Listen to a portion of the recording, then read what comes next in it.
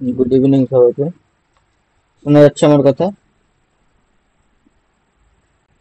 হ্যাঁ স্যার। আচ্ছা, চ্যাপ্টার দুটো কেউ পড়েছো? কারো কোনো ডাউট?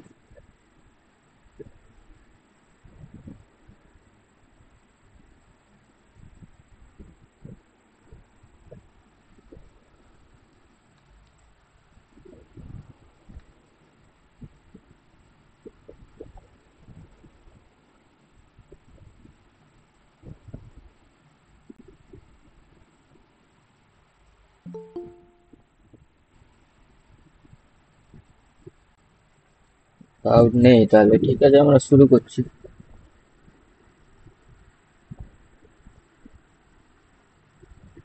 দেখো, প্রথমটাই দেখো যে বলা হয়েছে যে এসটিপি তে 1 মোল H2 গ্যাসের আয়তন কত। আমরা কি জানি যে এসটিপি তে যে কোনো গ্যাসেরই 1 মোল যদি আয়তন থাকে, যদি তার গ্রাম আণবিক ভরটা যদি 1 মোল হয়, তাহলে সবসময় তার আয়তন কত হয়? 22.4 লিটার। 22.4 লিটার। নেক্সট দেখো, এক্ষেত্রে বলা হয়েছে যে NH3 এর বাষ্প ঘনত্ব 17 হলে আণবিক ভর কত। আমরা কি জানি যে M ইকুয়াল টু 2D, যেখানে D কি জিনিস? বাষ্প ঘনত্ব, আর M হচ্ছে আণবিক ভর।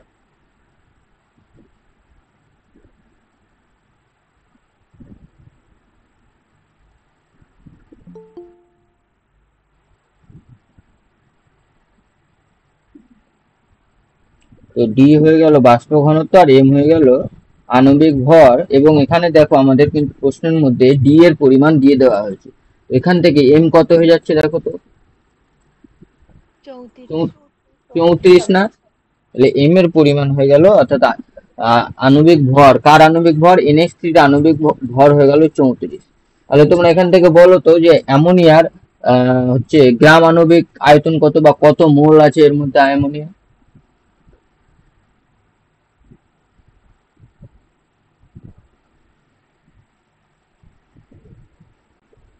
নর্মালি অ্যামোনিয়ার আণবিক ভর কত? NH3 আণবিক ভর কত? N এর কত? 14 না? আর হাইড্রোজেনের কত? 1। তো 3 ইন্টু 1, তাহলে 17 গ্রাম।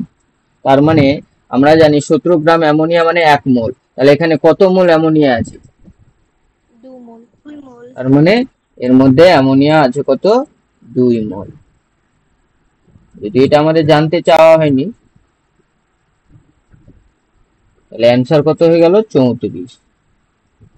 Option A.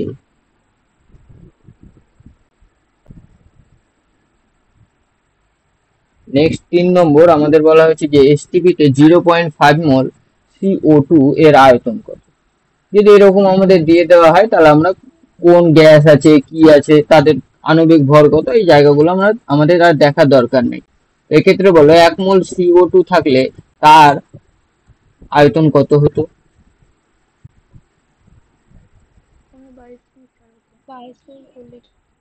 1 মোল হলে হতো 22.4 লিটার। কিন্তু আমাদের এক্ষেত্রে আছে কত? এক্ষেত্রে আছে আমাদের কত? হাফ মোল। তার মানে 2 দিয়ে ভাগ, অর্থাৎ 22.4 কে 2 দিয়ে যদি ভাগ করি, তাহলে আমরা পেয়ে যাবো কত? 11.2 লিটার। তাহলে অপশন হয়ে যাবে বি।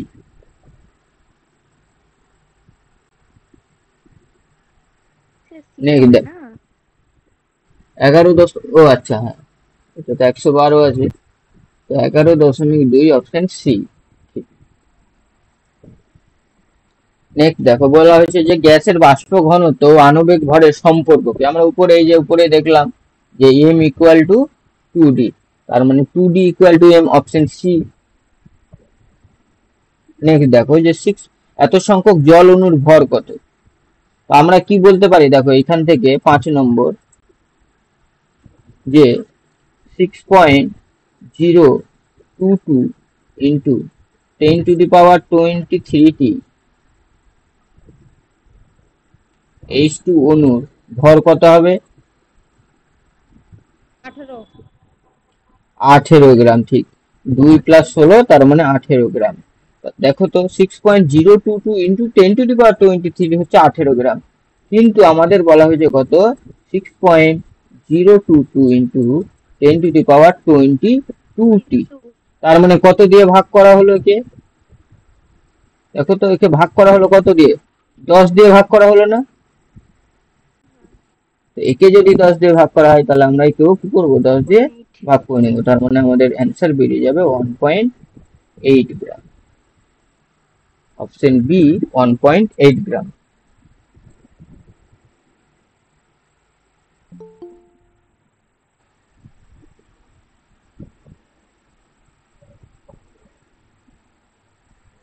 নেক্সট বলা হয়েছে আমাদের এসটিপিতে 112 ml O2 এর ওজন কত?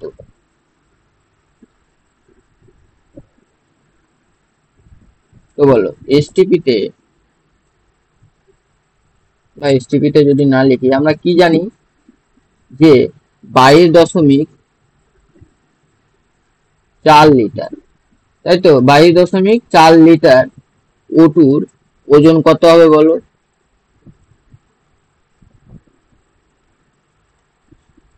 কত হবে? O2 মানে কি 16, তাহলে 2 গুণ 16 মানে কত? 32 গ্রাম না? তো 22.4 লিটারের হচ্ছে 32 গ্রাম। এখান থেকে আমরা কি বলতে পারি? তাহলে 1 লিটারের কত? 1 লিটার কত হয়ে যাবে? 32 বাই 22.4 গ্রাম। কিন্তু আমাদের জানতে চাওয়া হয়েছে কত? 112 ml। তো 112 ml মানে কি? 112 বাই 1000 লিটার লিখতে পারি? দেখো এটা লেখা যায়। হ্যাঁ। তো এবার এটা কি হয়ে যাবে? ভাগ হয়ে যাবে। তার মানে 32 বাই 22.4 ভাগ, মানে এখানে 112 আর উপরে চলে যাবে গুণ 1000। তাহলে এখন এর ক্যালকুলেশন করে আমাদের দেখতে হবে কত বেরোবে।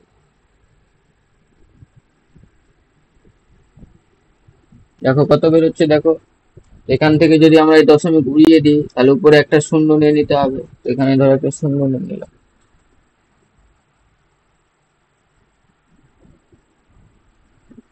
এখানে 224 হয়ে গেল এটা।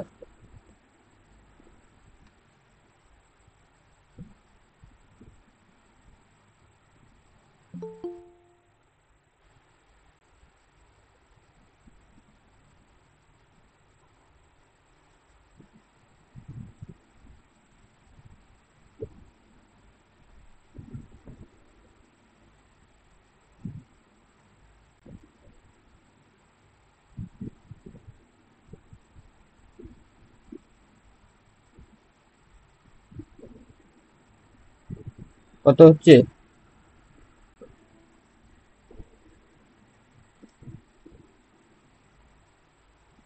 করলে কেউ?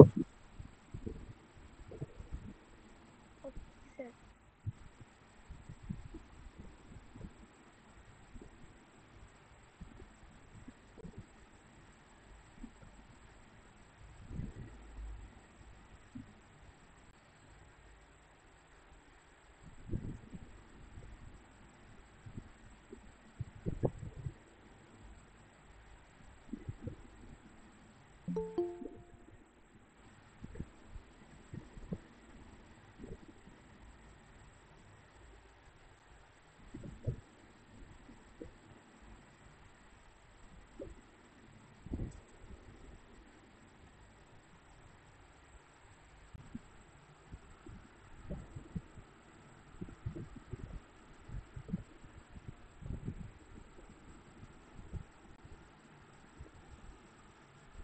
দেখো করে দেখলে মোটামুটি এটা 1.59 বা ওই 1 পয়েন্ট কত আছে, এখানে 6 আছে, ওই 0.15 এর মতো আসবে। 159 মানে ওই 0.16 গ্রাম। করে দেবে ক্যালকুলেশনটা। অ্যান্সার হয়ে যাবে অপশন বি 0.16 গ্রাম।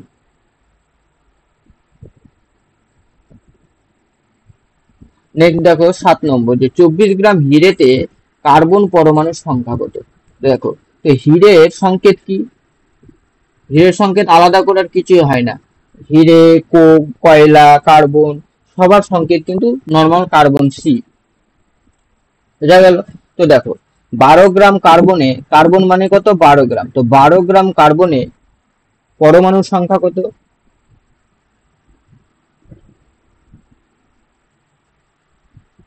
বলো 12 গ্রাম কার্বনে পরমাণুর সংখ্যা কত হবে? 6.022। তো 12 গ্রাম কার্বনে পরমাণুর সংখ্যা হচ্ছে কত? এন, তার মানে অ্যাভোগাড্রো সংখ্যা। আমাদের বলা হয়েছে এক্ষেত্রে 24 গ্রাম, মানে দ্বিগুণ হয়ে গেল। 24 গ্রাম কার্বন, তার মানে হয়ে যাবে কত? 2n। তার মানে 2 × 6.022 × 10⁻23, তার মানে হয়ে যাবে 12.044 ইন্টু 10⁻23। তো দেখো এরকম আমাদের অ্যান্সার আছে কি? একটা নেই। তো 24 দিয়ে দেখতে পাচ্ছি, সেই জন্য কি 24 করতে গেলে দশমিক এক ঘর সরে যাবে বাম দিকে, তার মানে এটা হয়ে যাবে 1.2044 ইন্টু 10⁻24 টি অ্যান্সার। অপশন হয়ে গেল কত আমাদের? অপশন দেখো বি ডি দুটোই যদি লক্ষ্য করি, না ডি হচ্ছে ওখানে 12 আছে, তাহলে 1.2044 ইন্টু 10⁻24 টি পেলাম আমরা 24 গ্রাম হিরেতে। তো কি বললাম, হিরে, কার্বন, কোক, কয়লা যাই থাকুক না কেন সবার সংকেত কিন্তু আমরা নিব নর্মাল কার্বন অর্থাৎ সি, যার আণবিক ভর হচ্ছে কত? 12 গ্রাম।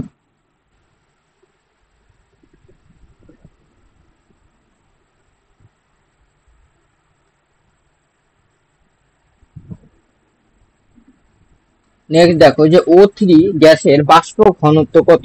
তো বাষ্প ঘনত্বের জন্য আমরা কি করব? প্রথমে এর আণবিক ভর এম, এম কত O3? 48। 348, তাহলে এম যদি 48 হয় তাহলে ডি কত হয়ে যায়? m/2, তার মানে হয়ে যাবে অ্যান্সার কত? 24। নেক্সট বলছে যে ভরের সংরক্ষণ সূত্রের প্রবর্তক কে? এগুলো আমাদের জেনে রাখতে হবে। কি ভরের সংরক্ষণ সূত্রের প্রবর্তক হচ্ছে কি? ল্যাভোইসিয়ে। কি ছিল এই ভরের সংরক্ষণ সূত্র? আর জানা থাকলে বলো।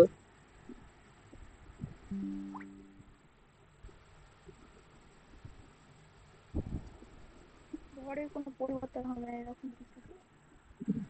ভরের আমরা কি জানি যে আইনস্টাইনও বলেছিল ভরের সৃষ্টি ধ্বংস হয় না, কিন্তু ল্যাভোইসিয়ের একটা সীমাবদ্ধতা আছে। কি সীমাবদ্ধতা? ল্যাভোইসিয়ের যেই সংরক্ষণ সূত্র বলেছিল সেটা মেইনলি হয় কি একটা বদ্ধ পাত্রের মধ্যে, কারণ ওই যে ভর অন্য শক্তিতে পরিবর্তন হয়ে গেল ওই ব্যাপারগুলো আমাদের বলেছিল কে?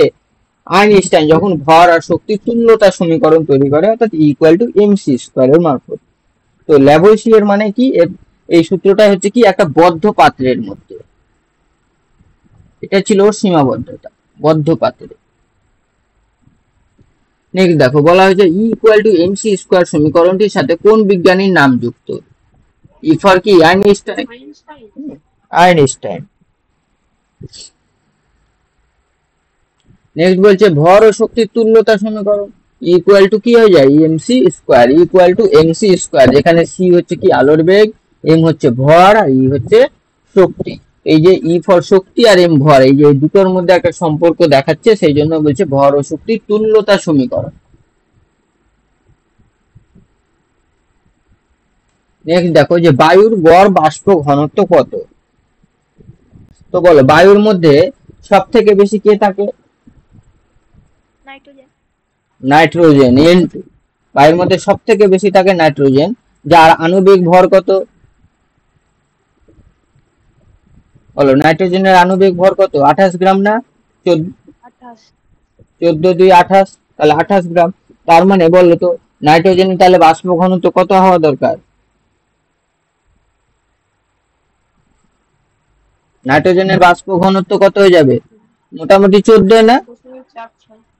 14 গ্রাম হয়ে যাবে নাইট্রোজেনের, আমি বলছি, আমি বায়ুর গড় বাষ্প ঘনত্ব যাচ্ছি না, 14 গ্রাম। এবং আমরা জানি এই নাইট্রোজেনের পরিমাণ কত থাকে? মোটামুটি কত থাকে বলো? 70 কত? মোটামুটি 78% প্রায়, তার থেকে একটু কম থাকে, তো প্রায় 78%। তো ম্যাক্সিমাম নাইট্রোজেনই থাকে। তো আমাদের এখান থেকে গেস করে নিতে হবে যে এটা মোটামুটি 14 কাছাকাছি হবে। তো সেই অনুযায়ী আমরা অপশন করে নিতে পারবো কত, 14.46। তাহলে এটা অপশন দেখে আমরা অ্যান্সার করে নিতে পারবো। আর যদি মনে করি না আমরা এক্স্যাক্টলি বের করতে চাই, তাহলে অক্সিজেনের কত সেটা বের করব। অক্সিজেন মানে কত, অক্সিজেনের বাষ্প ঘনত্ব কত, 16 2 32, তার মানে হয়ে যাবে অক্সিজেনের ক্ষেত্রে কত, 16 গ্রাম। তারপরে হচ্ছে আমাদের কার্বন ডাই অক্সাইড। এরকম করে সবার আমাদের বের করতে হবে, তাদের পরিমাণ নিতে হবে, দিয়ে ক্যালকুলেশন করে আমাদের গড় বাষ্প ঘনত্ব বের করতে হবে, যেটা আমাদের সময় সাপেক্ষ হয়ে যাবে। তো এই জন্য আমরা কি, যেহেতু নাইট্রোজেন ম্যাক্সিমাম আছে এবং এর বাষ্প ঘনত্ব 14, সেই জন্য আমরা বুঝে যাবো। এবং দেখো অক্সিজেন মোটামুটি 16, অর্থাৎ 14 থেকে বেশি। তো 14 থেকে বেশি কাছাকাছি হবে, এইভাবে আমরা বুঝে যাবো অপশন দেখে। বোঝা গেল? হ্যাঁ স্যার।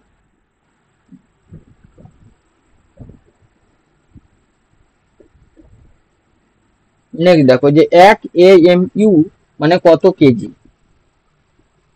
AMU মানে কি জিনিস? AMU atomic mass unit, atomic mass unit.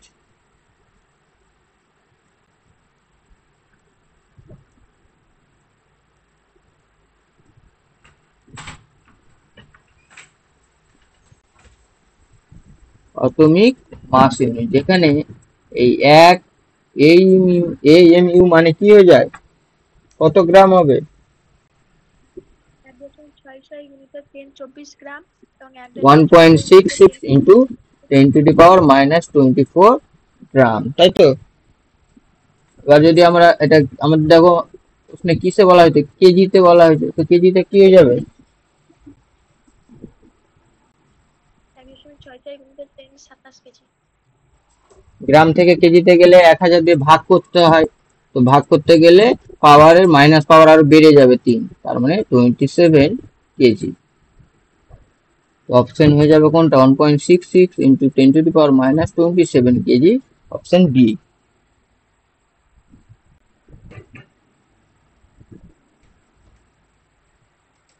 Next বলছে যে 72 কেজি জল থেকে কত O2 আমরা পাবো। তো 72 কেজি জল, অর্থাৎ জল মানে কি, H2O। তো এখান থেকে কি কি পাবো আমরা, হাইড্রোজেন পাবো আর অক্সিজেন পাবো। তো আমাদের প্রথম কাজ হলো এই সমীকরণটাকে সমিত সমীকরণে পরিণত করা।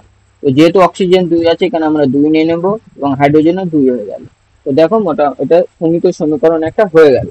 এক্ষেত্রে দেখো হাইড্রোজেনের ভর কত, 36 গ্রাম না এটা?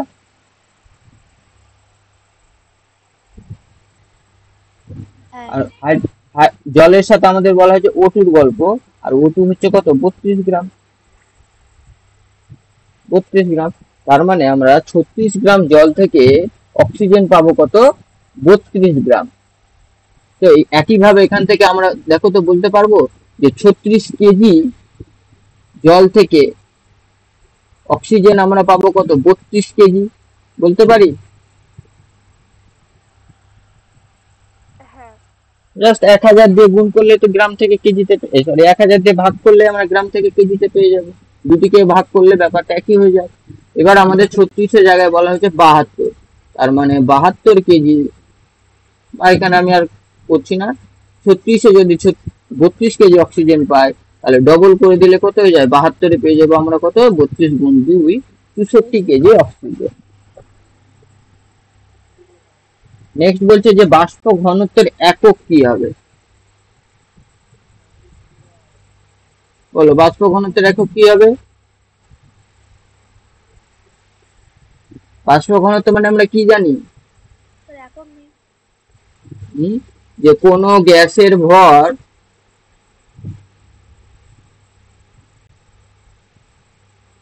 বাই একই আয়তনের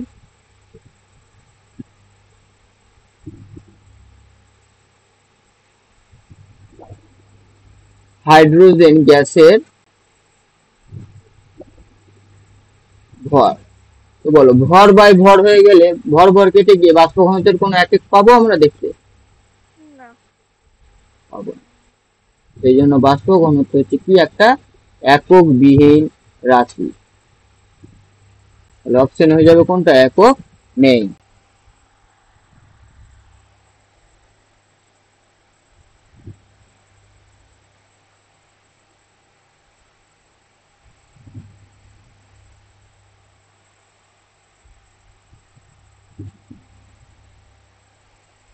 নেক্সট কি বলা হয়েছে আমাদের, যে একটা গ্যাসের বাষ্প ঘনত্ব 16 আর কেউ জয়েন এসটিভিতে, হতে চাইছে, ওকে জয়েন করিয়ে নিন।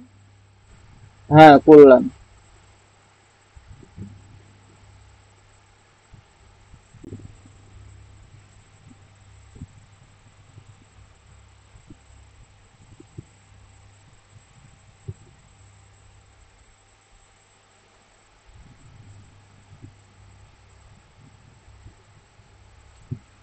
নেক্সট দেখো, যে একটা গ্যাসের বাষ্প ঘনত্ব আমাদের বলে দেওয়া হয়েছে 16 আর এসটিপিতে 11.2 লিটার গ্যাসের ভর কত হবে। তো বাষ্প ঘনত্ব 16 হলে এম সমান কত হয়ে যায়,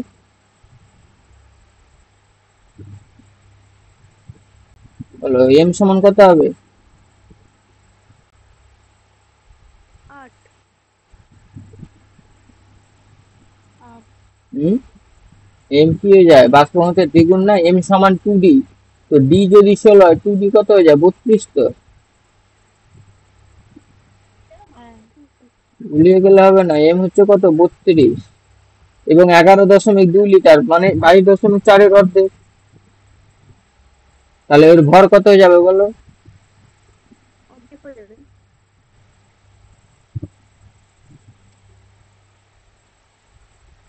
তো 32 হবে কখন, 22.4 লিটার গ্যাসের ভর হবে 32 গ্রাম। তাহলে 11.2 এর হয়ে যাবে কত, অর্ধেক। তো 32-এর অর্ধেক কত, 16। তাই অপশন হয়ে যাবে 16 গ্রাম। এটা আমি করালাম না, দেখো বোঝা গেল। এটা হচ্ছে কত, 22.4 লিটারে, কিন্তু আমাদের প্রশ্ন বলেছে 11.2 লিটারে, তাই আমরা অর্ধেক করলাম। নেক্সট দেখো, যে 92 গ্রাম নাইট্রোজেন ডাই অক্সাইডে অণুর সংখ্যা কত। নাইট্রোজেন ডাই অক্সাইড মানে কত, নাইট্রোজেন ডাই অক্সাইড মানে 14 আর 16 দিয়ে 32। তো 32 4 46 গ্রাম। তো অণুর সংখ্যা কত হয়ে যাবে, 2n না, 2n মানে অ্যাভোগাড্রো সংখ্যার দ্বিগুণ। তো কোনটা আছে অ্যাভোগাড্রো সংখ্যার দ্বিগুণ, একটু আগে আমরা বের করলাম এটা। এটা হতো কত, 12.044 ইন্টু 10⁻23। যেহেতু 24 নেওয়া আছে তাই এক ঘর দশমিকটা বাম দিকে সরে গিয়ে হয়ে গেছে কত, 1.2044 ইন্টু 10⁻24t। বোঝা গেল।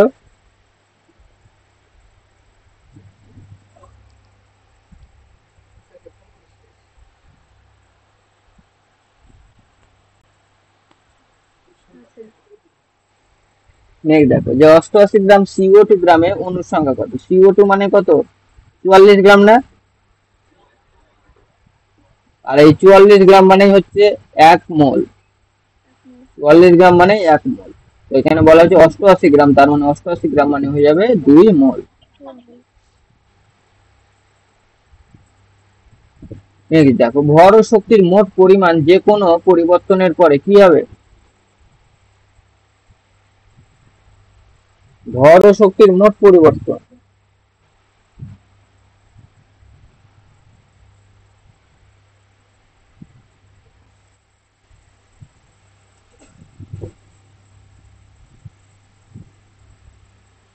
কি হয়, একই থাকে না। কখনো ভর কি হয়, শক্তিতে পরিবর্তন হবে, শক্তি অন্য কোনো শক্তি আরো অন্য হয়তো শক্তিতে পরিবর্তন হবে, কিন্তু তাদের মোট পরিমাণ কি হয়, সর্বদা একই থাকে। যেটা আমরা ভর শক্তি তুল্যতা সূত্র থেকে পাই।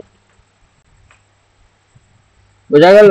তাহলে কোথা থেকে পাবো, ভর শক্তি তুল্যতা সূত্র থেকে আমরা পাই যে ভর শক্তির মোট পরিমাণ সর্বদা কি থাকবে, একই থাকবে।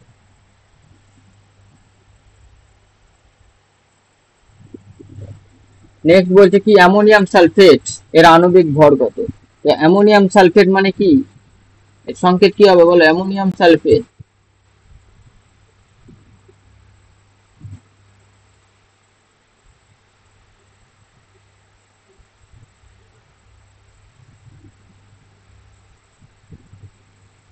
112 হবে।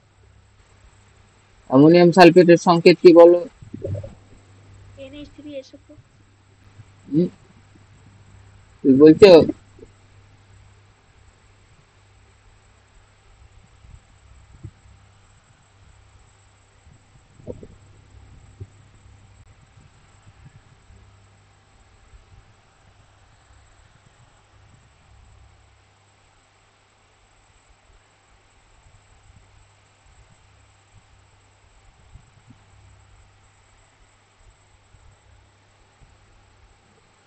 NH4 হোল 2SO4 হয়। দেখো যদি বাই চান্স না বুঝতে পারো, আমরা কি জানি, দেখো H2SO4 কি হয়, সালফিউরিক অ্যাসিড না, হ্যাঁ আর অ্যামোনিয়াম ক্লোরাইড এই সমস্ত জিনিস কি হয়, NH4Cl। কিছু আমাদের মনে রাখতে হবে, সেটা উপায় নেই। এক্ষেত্রে দেখো আমরা কি জানি যে সালফেটের যোজ্যতা হাইড্রোজেনের ঘরে বসবে, হাইড্রোজেনেরটা এর ঘরে। এখান থেকে আমরা কি বুঝে গেলাম, সালফেটের যোজ্যতা কত, 2 না, আর এখানে দেখো অ্যামোনিয়ামের হচ্ছে 1, তো এরকম দুটো, অ্যামোনিয়ামেরটা এর ঘরে বসলো, সালফেটেরটা এই ঘরে বসলো, তো এই করে আমরা বলতে পারি অ্যামোনিয়াম সালফেটের সংকেত কি, NH4 হোল 2SO4। এগুলো আমাদের মনে রাখতে হবে। এখান থেকে এখন আমরা বের করব এদের আণবিক ভর। তো নাইট্রোজেন হচ্ছে কত, 14, হাইড্রোজেন দুটো আছে, সরি কটা আছে, 4টা আছে, এবং প্রত্যেকার হচ্ছে 1 করে, তাহলে 4 গুণ 1, এবং দেখো পুরোটা আবার তাহলে গুণ 2 হয়ে যাবে, প্লাস সালফেট, সালফার কত, 32 না, আর অক্সিজেন হচ্ছে 4 ইন্টু হয়ে যাবে কত, 16, তাহলে পেয়ে যাবে আমরা 14, আর এখানে কত 4, 18 গুণ 2 36, যোগ 32, যোগ 4 16 64, তাহলে কত হয়ে যায়, 36, 40, 100, 132 হয়ে যাচ্ছে। অপশন কত, অপশন এ 132।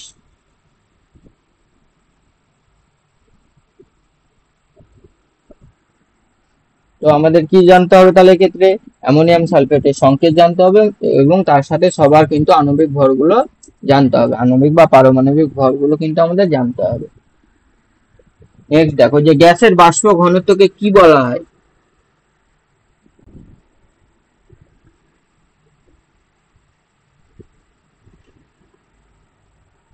এটা আমরা কি বলতে পারি, আপেক্ষিক ঘনত্ব। সবসময় কি বলবো, আপেক্ষিক ঘনত্ব, আপেক্ষিক, তারপরে এই যেমন ওই রিলেটিভ ভেলোসিটি, এই সমস্ত কি জিনিস, আপেক্ষিক বেগ যেগুলো, একটা বেগের সাথে একটা বেগের তুলনা।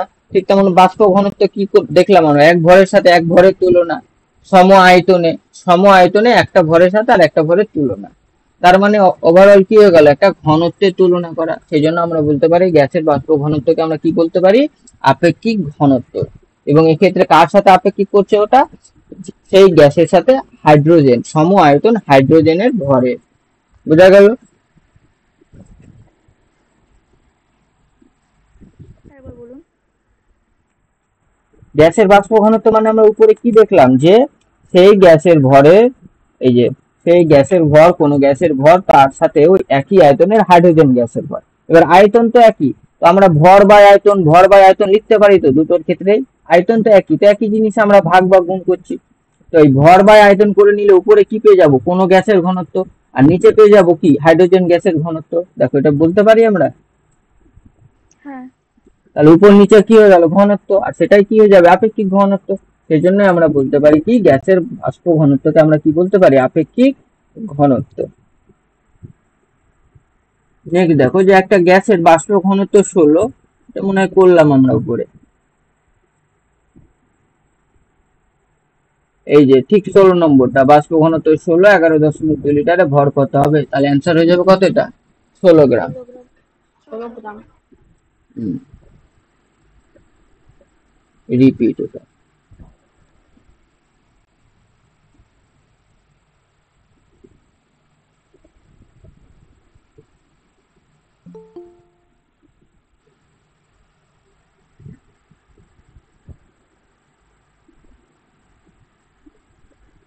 নেক্সট বলছে একটা ত্রিপারমাণবিক মৌলের বা মৌলিক গ্যাসের বাষ্প ঘনত্ব 24, তাহলে ওর পারমাণবিক গুরুত্ব কত।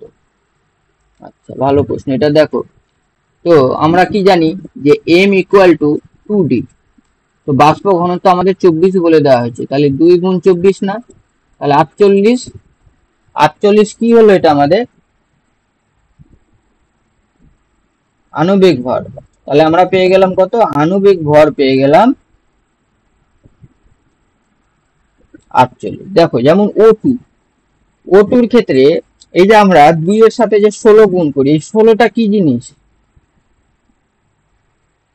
এই 16টা হচ্ছে কি অক্সিজেনের পারমাণবিক ভর, অক্সিজেনের কি পারমাণবিক ভর।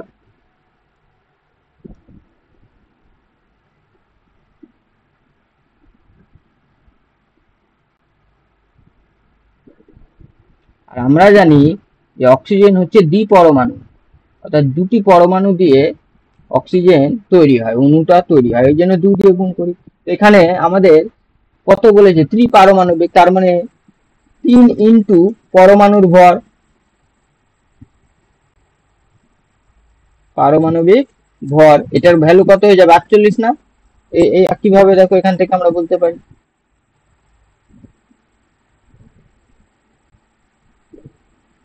তাহলে এখান থেকে আমরা কিন্তু পারমাণবিক ভর কত পেয়ে যাব, 16 না। আর পারমাণবিক ভর, পারমাণবিক গুরুত্ব, ঠিক যেমন আণবিক ভর, আণবিক গুরুত্ব, এই সমস্ত জিনিস কিন্তু এক। এক্ষেত্রে আমাদের অ্যান্সার হয়ে গেল কত, 16, অপশন সি 16।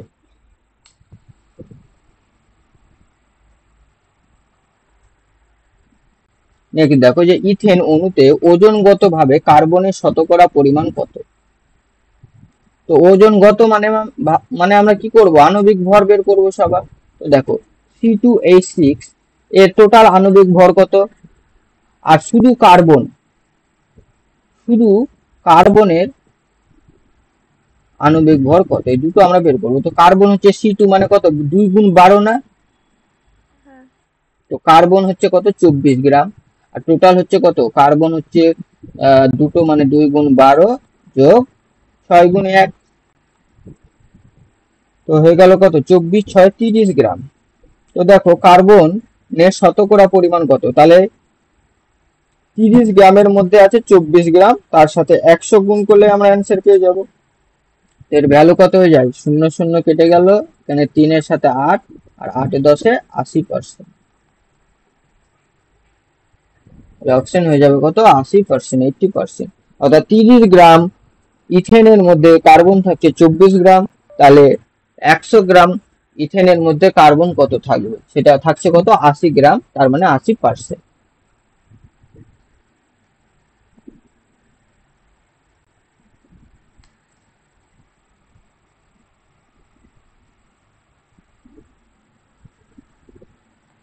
নেক্সট বলছে কি 27 গ্রাম অ্যালুমিনিয়ামকে সম্পূর্ণভাবে বিক্রিয়া করাতে কত পরিমাণ অক্সিজেন প্রয়োজন।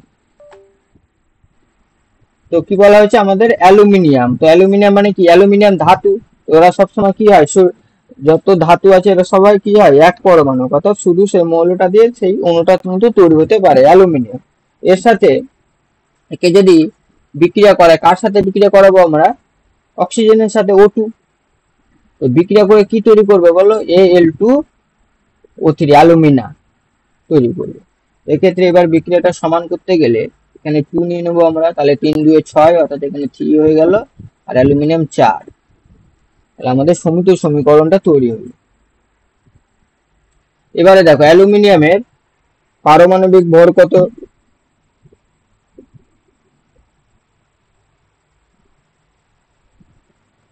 বলো অ্যালুমিনিয়ামের পারমাণবিক ভর কত,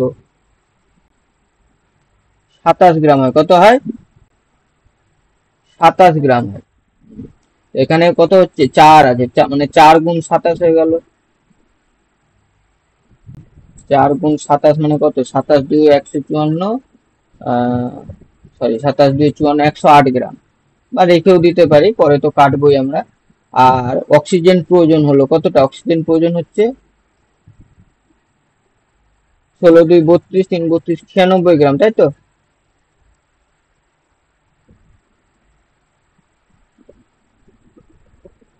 দেখো তাহলে 108 গ্রাম অ্যালুমিনিয়ামকে সম্পূর্ণ বিক্রিয়া করাতে অক্সিজেন লাগছে আমাদের কত, 96 গ্রাম 96। অক্সিজেন। এখন আমাদের বলা হয়েছে যে 27 গ্রাম অ্যালুমিনিয়ামের সম্পূর্ণ বিক্রিয়া করাতে অক্সিজেন কতটা লাগবে। তাহলে কত ভাগ হয়ে যাচ্ছে, এটা ভাগ 4 হয়ে যাচ্ছে, তাহলে এও ভাগ 4 হয়ে যাবে, অর্থাৎ 96/4 গ্রাম। করলে কত হয়ে যায়, 24 গ্রাম অ্যান্সার। তাহলে অপশন হয়ে যাবে 24 গ্রাম, অপশন ডি। এক্ষেত্রে কিন্তু আমাদের বিক্রিয়াগুলো দেখো, বিক্রিয়া সবসময় দিয়ে দেওয়া হবে না, বিক্রিয়া আমাদের জানতে হবে যে অ্যালুমিনিয়ামের সাথে যদি অক্সিজেনের আমরা বিক্রিয়া করে কি তৈরি হবে। আমাদের চেনা জানা অ্যালুমিনা Al2O3 আমরা জানি, সেটা লিখে নেব। তারপরে আমরা সমীকরণটা, প্রথম কাজ হলো আগে সমিত সমীকরণ তৈরি করব, তারপরে আমরা এইভাবে আণবিক ভর বের করে তারপর যা যেমনটা বলা হবে সেটা আমরা বের করব। এখানে অক্সিজেন বলা হয়েছে, বলা হতে পারতো অ্যালুমিনা কতটা তৈরি হবে, এইভাবেও হতে পারতো। নেক্সট দেখো যে বিশুদ্ধ অক্সিজেনে একটা ম্যাগনেসিয়াম তারের দহনে তার ওজনের শতাংশিক বৃদ্ধি কতটা হয়।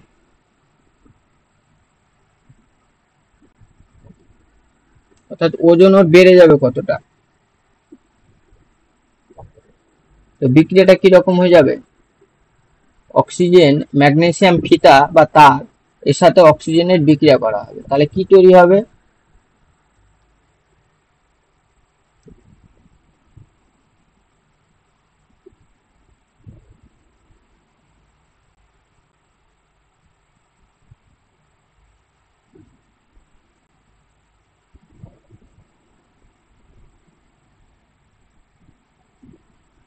কি তৈরি হয়ে যাবে বললো, ম্যাগনেসিয়াম অক্সাইড তৈরি হয়ে যাবে।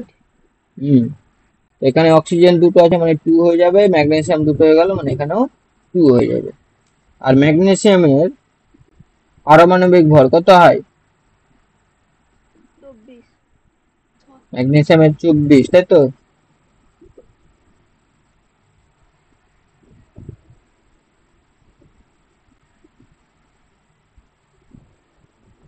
ম্যাগনেসিয়ামের হয়ে যায় প্রায় 24, তো মানে এখানে হচ্ছে কত 48 গ্রাম, আর এখানে হয়ে গেল কত 24 আর 16, 40, 2 80 গ্রাম না।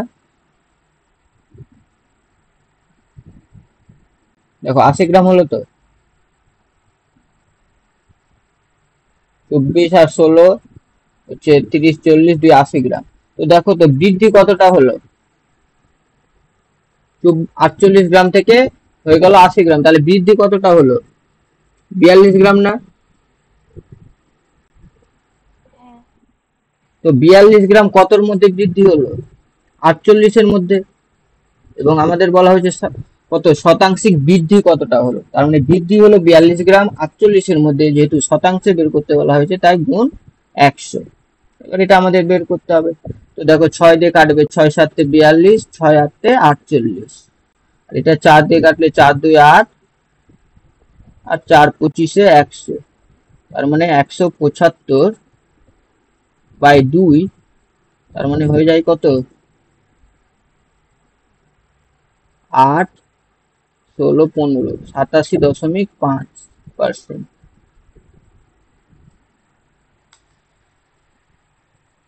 এখানে 32 হবে না, কোনটা, 64 গ্রাম হবে তো, যেহেতু 48 থেকে 80। এমজি হচ্ছে 24 আর অক্সিজেন কত, অক্সিজেন 16। 24 6 30, 40, হ্যাঁ 40 আর গুণ 2, এখানে 2 আছে তো 80 তো হচ্ছে।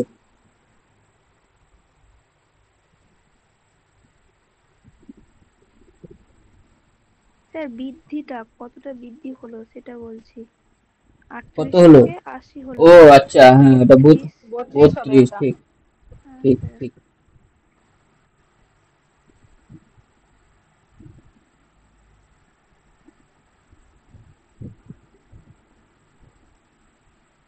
তাহলে বৃদ্ধি পাচ্ছে হচ্ছে 32 গ্রাম, তার মানে 32 গ্রাম বাড়লো হচ্ছে কতর মধ্যে, 48-এর মধ্যে। তাহলে 100-এর মধ্যে কত বাড়বে সেটা আমাদের বের করতে বলা হয়েছে। কত দিয়ে কাটবো, 16 দিয়ে কেটে দিই, 16 দিয়ে 32, 3 16 48, তার মানে 200/3, মানে 3 6 18, 66.67%।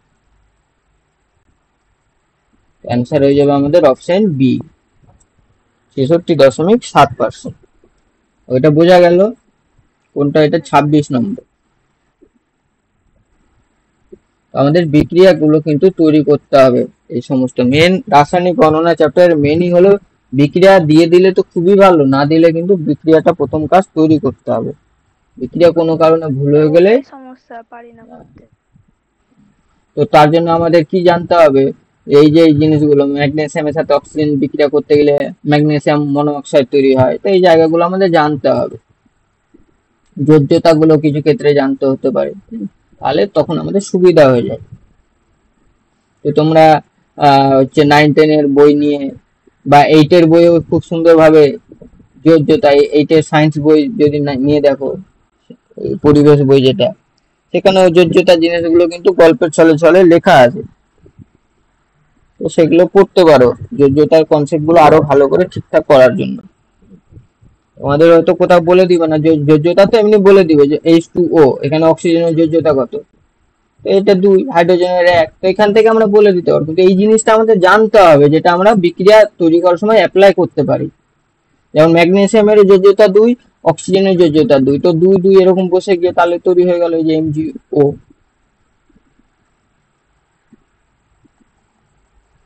এখন নেক্সট কি বলছে, কত 26 হলো, 27 নম্বর, 4 মোল অ্যামোনিয়া তৈরি করতে কত গ্রাম নাইট্রোজেন প্রয়োজন। তাহলে আবারও আমাদের কি করতে হবে, বিক্রিয়া করতে হবে।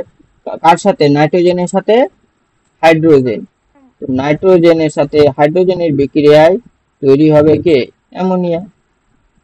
তাহলে এখানে হয়ে যাবে 2, তো 3 2 6, মানে এখানে 3 হয়ে যাবে, আর এখানে দুটো নাইট্রোজেন, তো নাইট্রোজেন দুটোই আছে, হয়ে গেল আমাদের সীমিত সমীকরণ। তো 2 মোল অ্যামোনিয়া তৈরি করতে নাইট্রোজেন কত গ্রাম লাগছে। দেখো এখানে আমরা কিন্তু আণবিক ভর বের করবো না, কারণ আমাদের এই অ্যামোনিয়ার মোলের গল্প বলা হয়েছে, ফালতু ফালতু আমরা এটা বের করবো না। নাইট্রোজেন লাগছে কত, 28 গ্রাম। তো 2 মোল অ্যামোনিয়া তৈরি করতে নাইট্রোজেন লাগছে 28 গ্রাম, আমাদের বলেছে কত, 4 মোল, তার মানে ইন্টু 2 হয়ে যাচ্ছে না, তাহলে 28 ইন্টু 2 56 গ্রাম, বলতে পারি এটা। হ্যাঁ।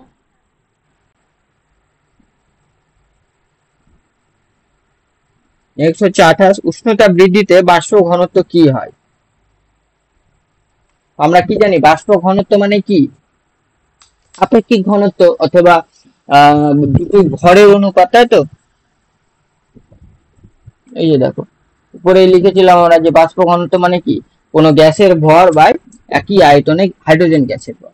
তো উষ্ণতার গল্প বলো, ভর কি উষ্ণতার উপর ডিপেন্ড করে, কোনো কিছুর ভর উষ্ণতার উপর ডিপেন্ড করবে, করবে না।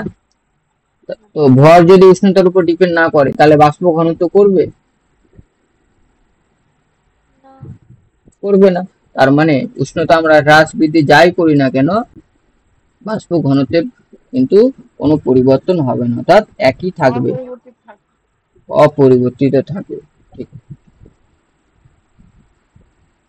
নেক্সট কি বলা হয়েছে, যে 1 দশমিক আছে, এটা 1.2 গ্রাম কার্বনের সম্পূর্ণ দহনে উৎপন্ন কার্বন ডাই অক্সাইড গ্যাসের এসটিপিতে আয়তন কত। তো তার আগে আবারও আমাদের কিন্তু বিক্রিয়াটা তৈরি করতে হবে। তো কার্বনের সাথে অক্সিজেনের দহনে তৈরি হবে কি, কার্বন ডাই অক্সাইড, নর্মাল বিক্রিয়া, বাস কমপ্লিট বিক্রিয়া। তো দেখো এখানে কার্বন হচ্ছে কত, 12 গ্রাম। তো 12 গ্রাম কার্বনের সম্পূর্ণ দহনে কার্বন ডাই অক্সাইড যেটা তৈরি হচ্ছে সেটা হচ্ছে কত, 1 মোল, যার আয়তন, এবার যেহেতু আয়তন বলা হয়েছে তাই আমরা আয়তন লিখবো। আয়তন হচ্ছে কত, 22.4 লিটার। তো এটাকে কি করেছে, জাস্ট 10 দিয়ে ভাগ করে দিয়েছে, দেখো 1.2, তো এটাও কি হবে 10 দিয়ে ভাগ, তো 10 দিয়ে ভাগ করলে অ্যান্সার হয়ে যায় কত, 2.24 লিটার।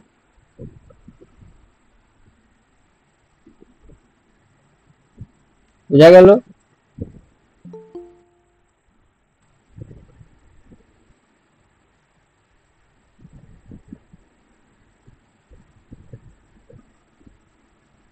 নেক্সট দেখো যে 100 গ্রাম ক্যালসিয়াম কার্বনেটকে তাপে বিয়োজিত করলে উৎপন্ন ক্যালসিয়াম অক্সাইডের পরিমাণ কত। এটা আমাদের খুব চেনা জানা বিক্রিয়া, এই বিক্রিয়াগুলো কিন্তু আমাদের জানতেই হবে। তো ক্যালসিয়াম কার্বনেট একে যদি আমরা বিয়োজিত করি তো কি তৈরি হবে, ক্যালসিয়াম অক্সাইড তৈরি হবে, আর তার সাথে তৈরি হয় কি, কার্বন ডাই অক্সাইড গ্যাস। তো দেখো বিক্রিয়াটা যদি দেখি আমরা, বিক্রিয়াটা কিন্তু সমিত সমীকরণে তৈরি হয়ে গেছে। দেখো ক্যালসিয়াম 1, অক্সিজেন 1 আর 2 3 কার্বন, তাহলে হয়ে গেছে। তো ক্যালসিয়াম হচ্ছে কত 40, কার্বন হচ্ছে 12, অক্সিজেন 3 হলো 48, মানে টোটাল দেখো এটা হয়ে গেল 100 গ্রাম। আর ক্যালসিয়াম অক্সাইড মানে এটা হয়ে যাবে কত 40 আর 16 56 গ্রাম।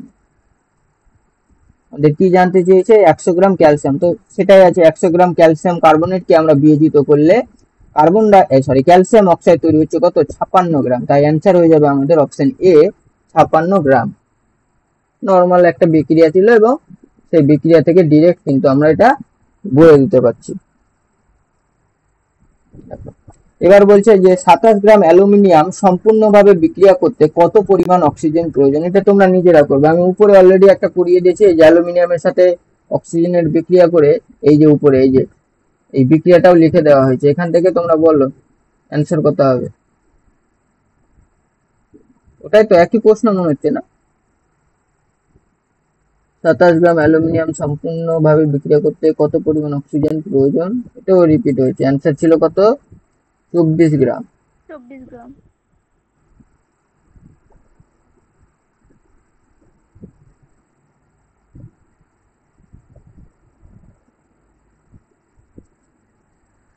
আচ্ছা, 1 মোল অ্যামোনিয়ার ভর কত?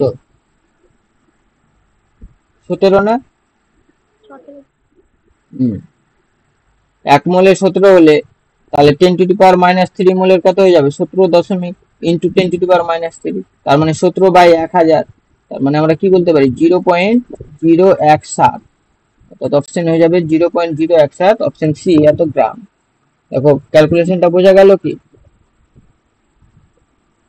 17 ইন্টু 10⁻³ তো এটা নিচে চলে গেলে কি হয়ে যাবে 10⁻³ মানে 1000, অর্থাৎ 17 কে 1000 দিয়ে ভাগ করা হলো।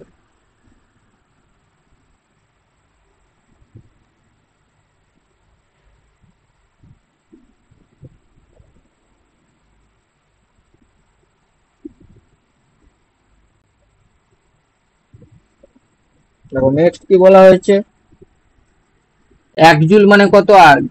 10⁻7 আর 10⁻7 আর্গ। 1 জুল মানে হচ্ছে 10⁻7 আর্গ। আর 1 জুল মানে কত ক্যালোরি?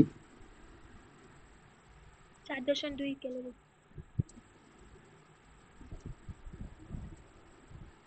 10⁻7 আর্গ। 1 জুল মানে কত ক্যালোরি বলছো? 4.2 ক্যালোরি। 0.24 না?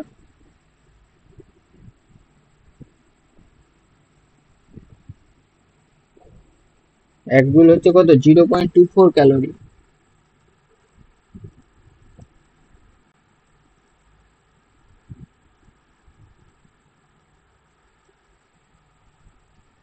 তাহলে এখানে বলা হয়েছে আমাদের 1 জুল মানে কত আর্গ, তার মানে 1 জুল মানে হয়ে গেল 10⁻7 আর্গ।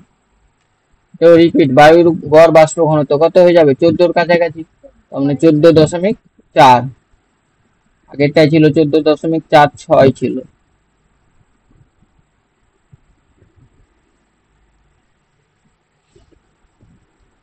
আচ্ছা, এখানে দেখো যে অ্যামোনিয়াম কি এটা নাইট্রাইট থেকে নাইট্রোজেন আর জল তৈরি হচ্ছে অনুসারে 64 গ্রাম এত বিয়োজনে উৎপন্ন নাইট্রোজেনের পরিমাণ। এই যে এই প্রশ্নে যেমন সুন্দরভাবে বিক্রিয়াটা আমাদের দিয়ে দেওয়া হয়েছে, তাই এখানে কোনো অসুবিধাই নেই। তাও আমাদের বিক্রিয়া দিয়ে দেওয়া হলেও আমাদের লক্ষ্য রাখতে হবে যে বিক্রিয়াটা সমিত সমীকরণ আছে তো সেটা আমাদের একবার ভেরিফাই করতে হবে। তো নাইট্রোজেন দেখো এখানে 1 আর 1 দুটো আছে, হাইড্রোজেন 4টা আছে, এখানে 2 2 4টা হয়ে গেল। আর অক্সিজেন কটা আছে দেখো, অক্সিজেন আছে 2টো, 2 হয়ে গেল মানে 2টো।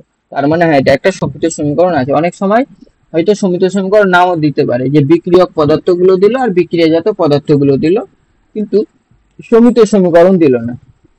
অর্থাৎ এখানে এই যে 2টা ধরো দিল না, নর্মাল H2O দিয়ে দিল, তখন আমাদের ভেরিফাই করতে হবে এবং সেখানে আমরা দেখবো এই 2টা তখন বসবে। এবারে আমরা আসবো আণবিক ভর। কি বলা হয়েছে 64 গ্রাম অ্যামোনিয়াম নাইট্রাইট, তার মানে এটা আমাদের আণবিক ভর দরকার আছে। তাহলে 14 হয়ে যাবে, এটা 4 হয়ে যাবে, আবার 14 হয়ে যাবে, 16 দিয়ে 32 হয়ে যাবে। বল এটা কত হয়ে যায় 14 14 28, 2 3 60, 64 গ্রাম না? আর কি বলছে নাইট্রোজেনের পরিমাণ, নাইট্রোজেন কত 28 গ্রাম। এটাই তো প্রশ্ন দিয়েছে আমাদের, যে 64 গ্রাম অ্যামোনিয়াম নাইট্রাইটের বিয়োজনে উৎপন্ন নাইট্রোজেনের পরিমাণ হয়ে গেল কত? অপশন বি 28 গ্রাম। 28 গ্রাম।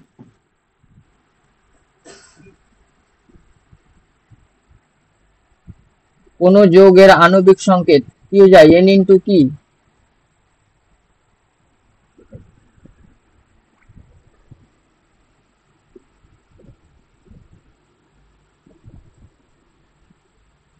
আণবিক হুম, কি বলা হয়েছে এখানে? যৌগের আণবিক সংকেত, তাহলে এন ইন্টু কি হয়ে যাবে? আণবিক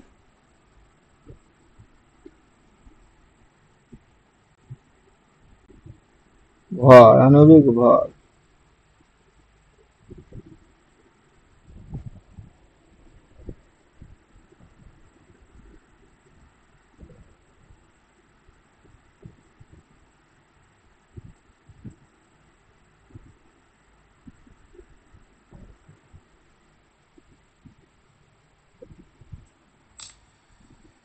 তো ওয়েট করো।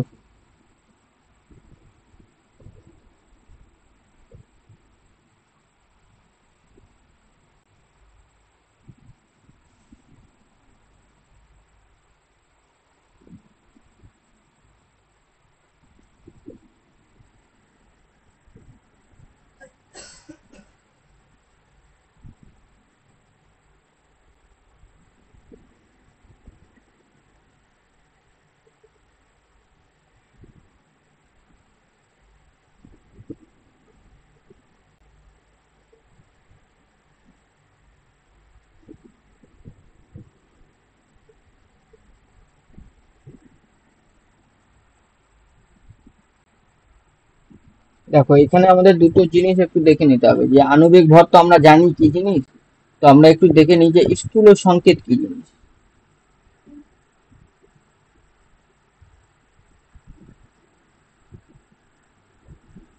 আমরা সংজ্ঞা জানবো না। যেমন ধরো গ্লুকোজ, গ্লুকোজের সংকেত কি? 6H2H12 C6H12O6। 12O6। এটা কি জিনিস? এটা হচ্ছে গ্লুকোজের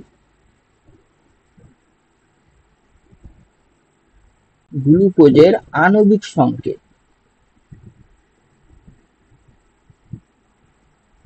কিন্তু যদি বলা হয় যে এর স্থূল সংকেত কি, তো স্থূল সংকেতে আমরা কি দেখবো? সমস্ত পরমাণুর নাম্বার একবারে নিয়ে নেব। এখানে যদিও কত হয়ে যাবে দেখো, অনুপাত কত হয়ে যাবে? CH2O আর বাইরে এইভাবে 6। এটাও যদি আমরা লিখি, দেখো তো C6H12O6 হয়ে যাচ্ছে না? হুম, হ্যাঁ।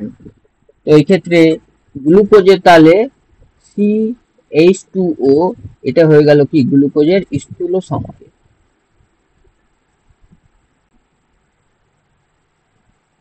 যেটা দেখবে গ্লুকোজ, চিনি, আর কি জানো? C11H22O11 কার সংকেত? চিনি। চিনি। তো চারও দেখবে স্থূল সংকেত কিন্তু একই, এই CH2O, শুধু ওখানে 6 এর জায়গায় আমরা পাবো 11। তো দেখো তো, তাহলে এটা কি হয়ে গেল? গ্লুকোজের স্থূল সংকেত, তার মানে এর সাথে 6 অর্থাৎ এন, এখানে এই এনটা, এখানে এই 6টাকে বলা হয়েছে, এই যে প্রশ্নে যেখানে এন এর গল্প বলা হয়েছে, এটা কি? এই 6। তো 6 এর সাথে যদি 6 গুণ করি, তাহলেই আমরা গ্লুকোজের আণবিক সংকেত পেয়ে যাচ্ছি না? হ্যাঁ। তার মানে এটা হয়ে গেল কি? এন ইন্টু স্থূল সংকেত। বোঝা গেল?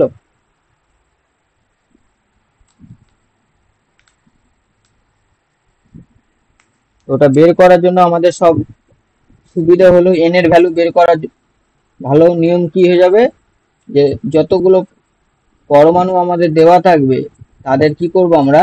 গসাগু বের করে নেব, তাহলেই পেয়ে যাবে। তাহলে এখানে গসাগু কে কে? 6, 12 আর 6, যেটা হচ্ছে 6। ওই গসাগুটা এক্ষেত্রে হচ্ছে এন। নেক্সট দেখো কি বলা হয়েছে, একই চাপ ও উষ্ণতায় বিক্রিয়ক ও বিক্রিয়াজাত পদার্থের আয়তন অনুপাত জানা যায় যদি পদার্থগুলির ভৌত অবস্থা কি হবে?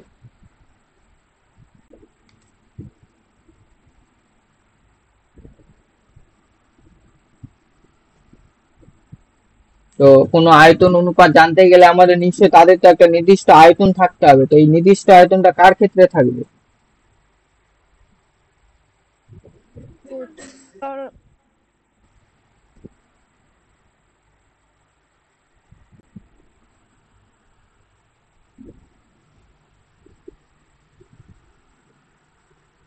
একটি চাপ ও উষ্ণতায় বিক্রিয়ক ও বিক্রিয়াজাত পদার্থের আয়তন অনুপাত জানা যায় যদি পদার্থগুলোর ভৌত অবস্থা কি হবে? কঠিন, তরল, গ্যাস, কোনোটি না।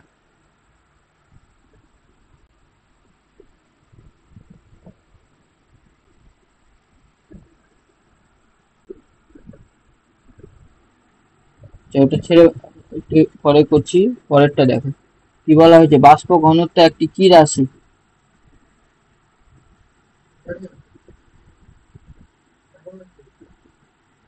একক বিহীন রাশি। বাষ্প ঘনত্ব হচ্ছে কি, আমরা একটু আগে পড়লাম কি, বাষ্প ঘনত্ব হচ্ছে একটি একক বিহীন রাশি। অ্যান্সার হয়ে যাবে একক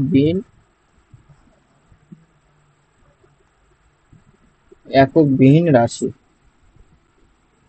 আচ্ছা, নেক্সট দেখো কার্বন ডাই অক্সাইডের বাষ্প ঘনত্ব। তো কার্বন ডাই অক্সাইডের বাষ্প ঘনত্ব বের করার আগে এম হয়ে যাবে কত? 44। তাহলে বাষ্প ঘনত্ব হয়ে যায় কত? তার অর্ধেক না? হ্যাঁ 22। তাহলে অপশন হয়ে যাবে অ্যান্সার এ, 22। তো এখানে আমাদের সম্পর্কটা খেয়াল রাখবে সবসময়, যদি বাষ্প ঘনত্ব দিয়ে দেওয়া থাকে তাকে 2 দিয়ে গুণ করে আণবিক ভর পাবো, আর আণবিক ভর যদি জানা থাকে তাকে 2 দিয়ে ভাগ করে পাবো। অনেক সময় ভুল করে কিন্তু 44 কে 22 না করে এটা 88 করে বসে থাকে।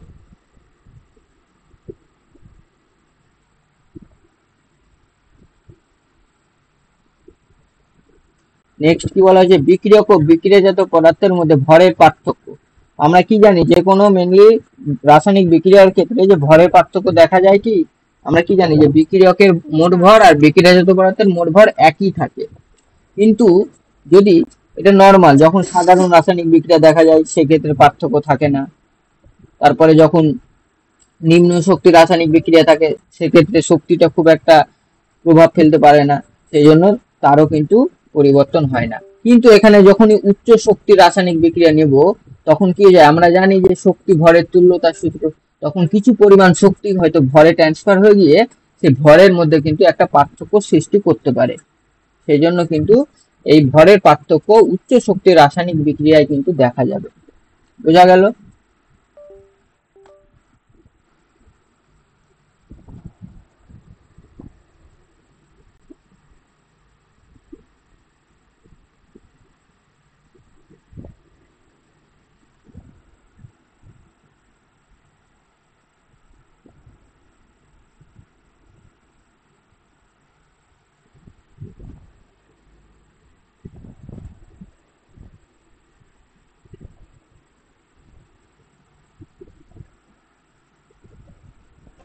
এই আচ্ছা, উপরে এটা কি হয়ে যাবে, একই চাপ ও উষ্ণতা, এটা হয়ে যাবে গ্যাসীয়, কারণ আমরা কি জানি ওই যে গ্যাসের ক্ষেত্রেই চাপ বয়েলের সূত্রগুলো, তো ওগুলো, তারপরে গেলুসাকের সূত্র, গেলুসাকের সূত্রটা কি ছিল?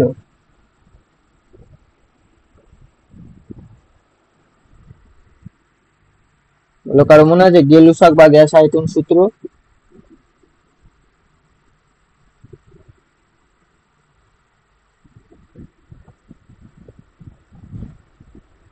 টি ভেরিজের টি।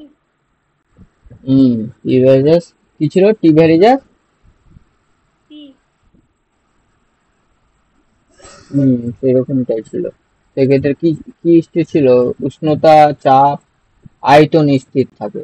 একই চাপ ও উষ্ণতায় আয়তনের মান আমরা জানতে পারবো এটা কি, গেলুসাকের গ্যাস আয়তন সূত্র থেকে, এবং সেটা যেহেতু গ্যাসীয় পদার্থের ক্ষেত্রেই ডিপেন্ড করে বা গ্যাসের ক্ষেত্রে, সেই জন্য আমাদের কি হয়ে যাবে, ভৌত অবস্থা হবে কি গ্যাসীয়, এবং এটা আমরা জানতে পারবো গেলুসাকের গ্যাস আয়তন সূত্র থেকে।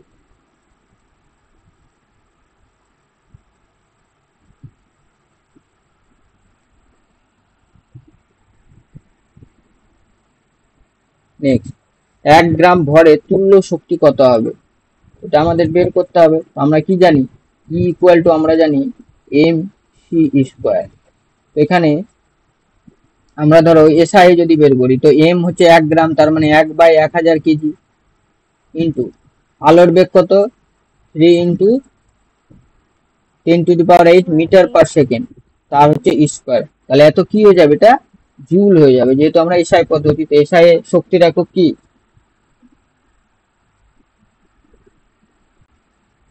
জুল হয়ে যাবে।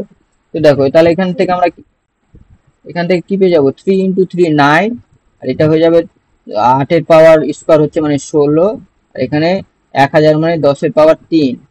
তো আমরা পেয়ে গেলাম কত, 9 × 10⁻13 জুল। কিন্তু আমাদের চেয়েছে ক্যালোরি। আমরা কি জানি 1 জুল মানে কত ক্যালোরি, এই যে উপরে লিখলাম আমি, 1 জুল মানে হচ্ছে কত, 0.24 ক্যালোরি। তাই একে আমরা 9 × 0.24 × 10⁻13 পেয়ে যাব ক্যালোরি। তাহলে এটা এখন ক্যালকুলেশন করতে হবে। তো দেখো মোটামুটি 10⁻13 আছে, তো 9 এর সাথে 0.24 যদি আমরা মাল্টিপ্লাই করি তাহলে কত হয়ে যায়, 4 9 36, 6 হাতে 3, 9 2 18, 3 21, 1 হাতে 2, তার মানে 2.16 ইন্টু 10⁻13 ক্যালোরি। তাহলে কোনটা হয়ে যাচ্ছে অ্যান্সার, দেখো এটা কাছাকাছি, এক্সাক্ট তো নেই, তাহলে কাছাকাছি হচ্ছে অপশন এ 2.15 ইন্টু 10⁻13 ক্যালোরি। এক্ষেত্রে ভুল হওয়ার সম্ভাবনা কি, এই অপশন এ আছে ঠিক ছিল, এখানে যদি আর একটা অপশন দিয়ে দিত 9 × 10⁻13 জুল বা 9 × 10⁻13, তখন তোমরা হয়তো তাড়াহুড়ো করে সেই অপশনটাই করে আসবে, কিন্তু এখানে জুল থেকে আমাদের ক্যালোরি ট্রান্সফারটা করতে হবে।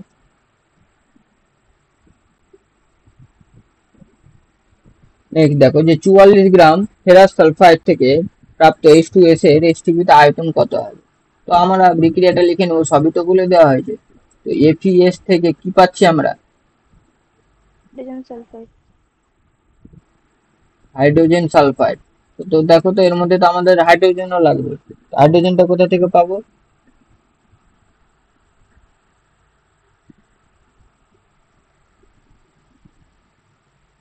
কি নেবো বলো, জল। জল নিবো,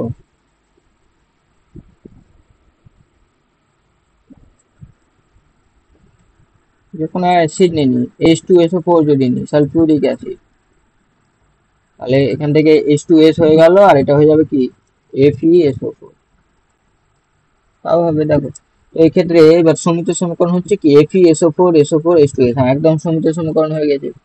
আচ্ছা বলো এবার Fe এর আণবিক ভর কত, আয়রনের আণবিক ভর কত,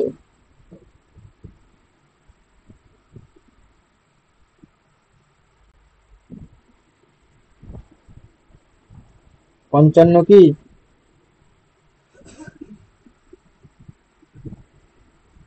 55 বা 56, এখানে অ্যান্সারে 44 আছে না, তাই মোটামুটি 55.8। তো আমরা ওই মোটামুটি 56 ধরে নিই এটা, তাহলে Fe 56 আর সালফার হচ্ছে কত, 32, তাহলে ওই 88, হ্যাঁ এটাই ভালো হবে, 88 গ্রাম। আর এখান থেকে H2S পাচ্ছি কত, আয়তন বলা হয়েছে, H2S পাচ্ছি আমরা 1 মোল মানে 22.4 লিটার। তো অর্ধেক বলা হয়েছে, তাহলে অর্ধেক করলে 22.4 অর্ধেক হয়ে যায় কি, 11.2 ভাগ 2।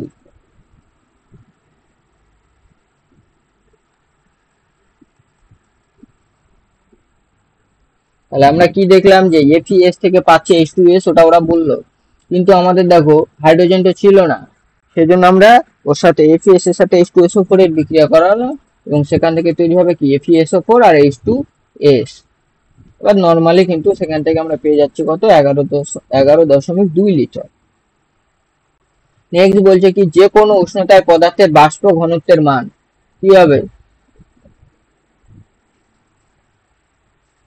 যে কোনো উষ্ণতায় পদার্থের বাষ্প ঘনত্বের মান,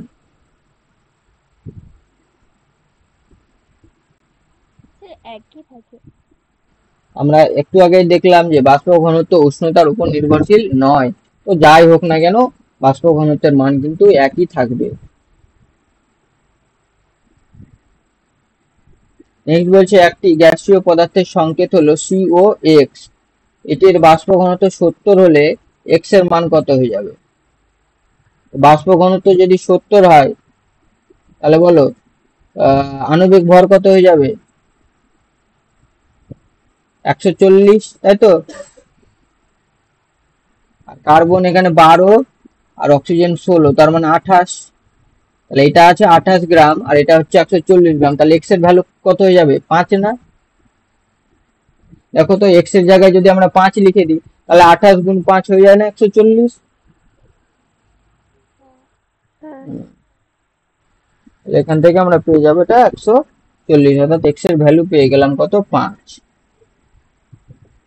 নেক্সট কি বলছে যে পটাশিয়াম নাইট্রেটকে উত্তপ্ত করার ফলে তৈরি হলো পটাশিয়াম নাইট্রাইট আর অক্সিজেন। সমিত সমীকরণ আছে কিনা আগে দেখে নেবো আমরা। হ্যাঁ, সমিত সমীকরণ আছে অলরেডি। তো 1 মোল KNO3 অর্থাৎ পটাশিয়াম নাইট্রেটের বিয়োজনে STP তে উৎপন্ন অক্সিজেনের আয়তন কত? এখানে নেওয়া হয়েছে 2 মোল। তো 2 মোলে অক্সিজেনের আয়তন কত?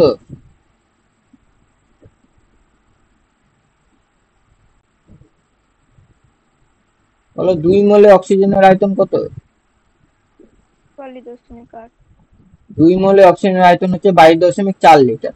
কিন্তু এখানে বলা হয়েছে 1 মোলের জন্য কত, তার মানে 2 মোলে 22.4 হলে 1 মোলে হয়ে যাবে কত? তার 2 ভাগ, 11.2 লিটার।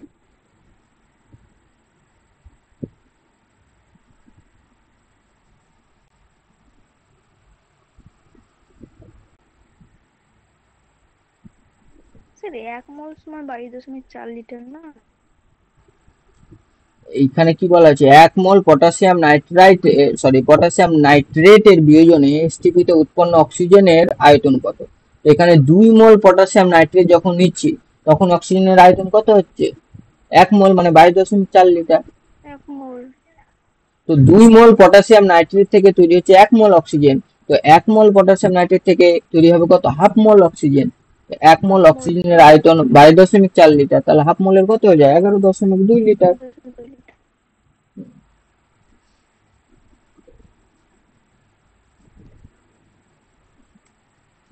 4 মোল সোডিয়ামের জলের সঙ্গে বিক্রিয়ায় এসটিপি তে উৎপন্ন হাইড্রোজেন গ্যাসের আয়তন। তো কি বলছে? সোডিয়ামের সাথে জলের বিক্রিয়া করলে কি উৎপন্ন হবে? হাইড্রোজেন উৎপন্ন হবে। আর কি হবে?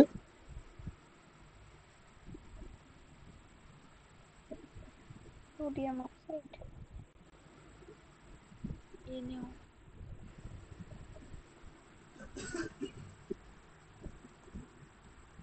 জল ভেঙে যাবে না H প্লাস OH মাইনাসে?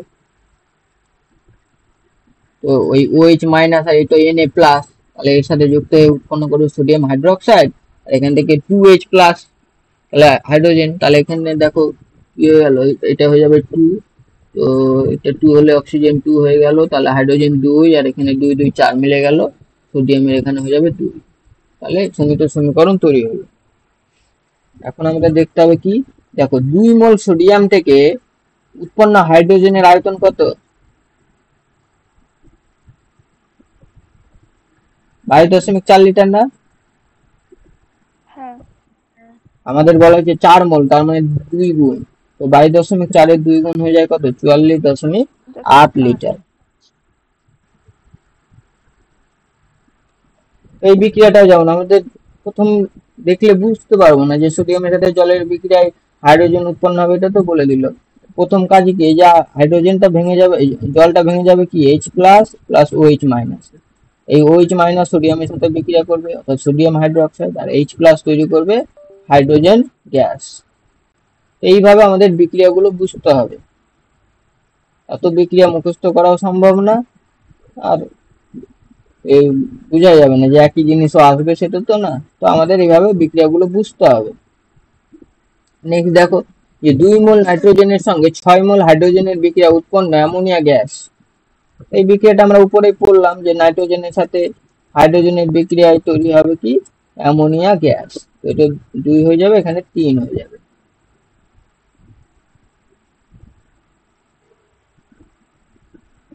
এই হচ্ছে বিক্রিয়া। এখানে 2 মোল নাইট্রোজেনের সঙ্গে 6 মোল হাইড্রোজেনের বিক্রিয়ায় উৎপন্ন। তো দেখো তো, 1 মোল নাইট্রোজেনের সাথে 3 মোল হাইড্রোজেনের বিক্রিয়ায় অ্যামোনিয়া তৈরি হচ্ছে কত? 2 মোল না?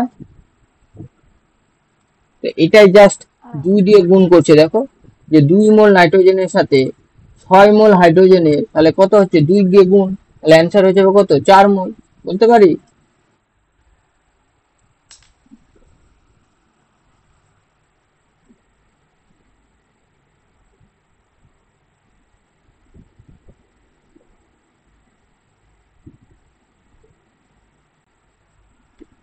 নেক্সট দেখো, একটা গ্যাসের বাষ্প ঘনত্ব 22 হলে এসটিপি তে গ্যাসটার 44 গ্রাম পরিমাণের আয়তন কত হবে। তো বাষ্প ঘনত্ব আমাদের 22 বলে দেওয়া হয়েছে, তার মানে আণবিক ভর কত 44 গ্রাম। আর 44 গ্রাম, এবং এখানে তাহলে আমরা বুঝে গেলাম এই এসটিপি তে 44 গ্রামের আয়তন হয়ে যাবে কত 22.4 লিটার, এবং এটাই আমাদের বলা হয়েছে, তাই অ্যান্সার অপশন সি হয়ে যাবে কত 22.4 লিটার।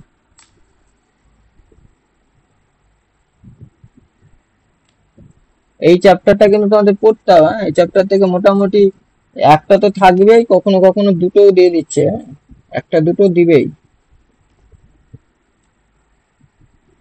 নেক্সট বলছে হিলিয়াম নিষ্ক্রিয় গ্যাস এবং এক পরমাণু। হ্যাঁ জানি আমরা যে নিষ্ক্রিয় গ্যাসগুলো কি হয়, এক পরমাণু হয়। হিলিয়ামের বাষ্প ঘনত্ব এবং আণবিক ওজনের মধ্যে সম্পর্ক তাহলে কত হবে?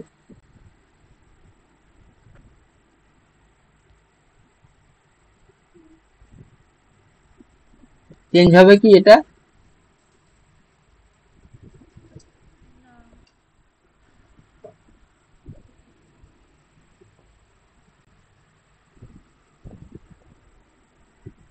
কোনো চেঞ্জ হবে না এই সম্পর্ক, কোনো কত পরমাণু কে আছে না আছে তার উপর ডিপেন্ড করবে না, ডিপেন্ড করবে না আর কোনো ভরের উপর, ভরের উপর ডিপেন্ড করবে কিন্তু এক্সট্রা ওই যে আলাদা কোনো ভর অ্যাড হলো, বা ডিপেন্ড করবে না চাপের উপর, ডিপেন্ড করবে না উষ্ণতার উপর। কি বললাম, চাপ, উষ্ণতা ও কত পরমাণু, এগুলো কোনো কিছুর উপর কিন্তু বাষ্প ঘনত্ব নির্ভরশীল না। সেই জন্য ইকুয়েশনের কোনো চেঞ্জ হবে না, m ইকুয়াল টু 2d থাকবে, এটা জাস্ট উল্টো ভাবে লেখা হয়েছে t ইকুয়াল টু m/2।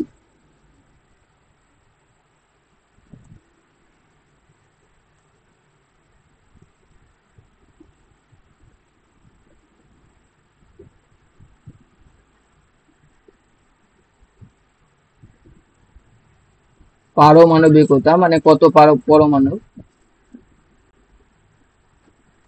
চাপ ও উষ্ণতার উপর নির্ভরশীল না।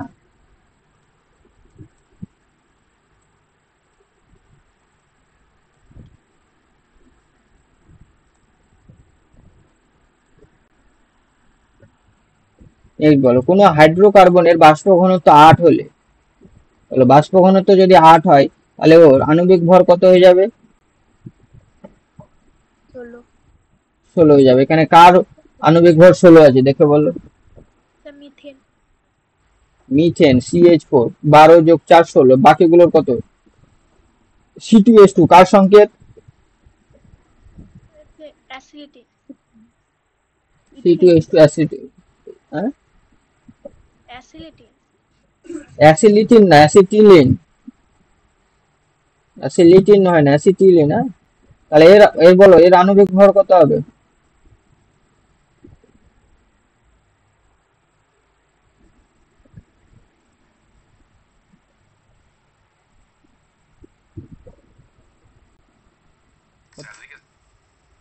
এর আণবিক ভর কত হবে বলো? C2H2 এর 12 2 24 আর 2 26 গ্রাম, নর্মাল জিনিস তো। এটা কত হবে? 12 2 24, 4 28 গ্রাম। এটা কার সংকেত? C2H4 কার সংকেত? ইথিলিন। ইথিলিন, ইথিলিন না, ইথিলিন হবে কি? হ্যাঁ ইথিলিন। আর এটা হচ্ছে ইথাইন ছিল বা অ্যাসিটিলিন, এটা ইথিন। আর C2H6 কার সংকেত? দুটো কার্বন মানে ইথ, এবং 2 2 এ 4, 4 এর সাথে 2 যোগ করছি 6, তার মানে ইথেন। এটা হয়ে যাবে কি ইথেন। তার আণবিক ভর হয়ে যাবে কত? 30 গ্রাম। তাহলে C2H6 কি হয়ে যাবে? ইথেন। দেখো CnH2n+2 এই জেনারেল সংকেতের মধ্যে কিন্তু পড়ছে, বোঝা গেল?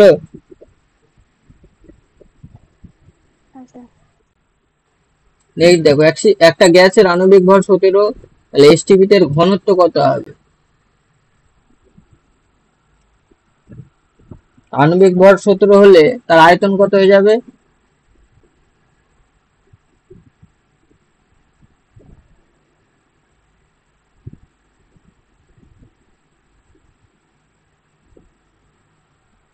দেখো আয়তন সবসময় কত হবে? 22.4 লিটারই তো হবে আণবিক ভর।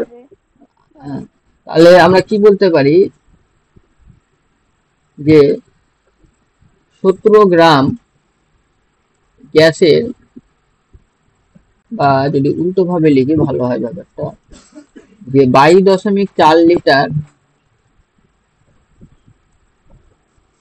গ্যাসের ভর হয় কত? 17 গ্রাম। আর বলা হয়েছে ঘনত্ব, ঘনত্ব সবসময় কত লিটারের মধ্যে হয়? একক আয়তনের মধ্যে না?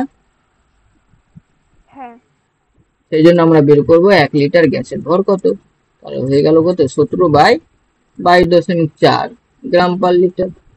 এটা এখন আমাদের ক্যালকুলেশন করে দেখতে হবে কত হয়। দেখো কত হয়, বের করো।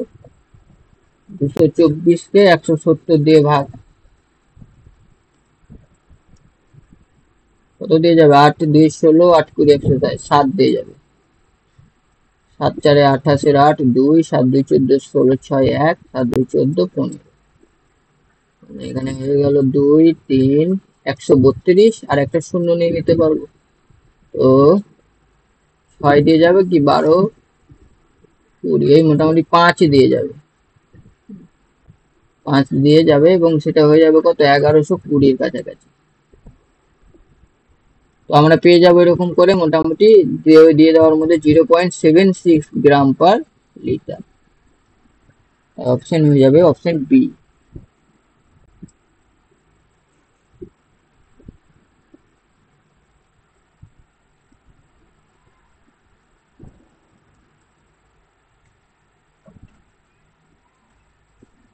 বলো ইথেনের সাথে অক্সিজেনের দহনের সমীকরণ কি হয়ে যাবে? ইথেনের সংকেত কি? C2H6।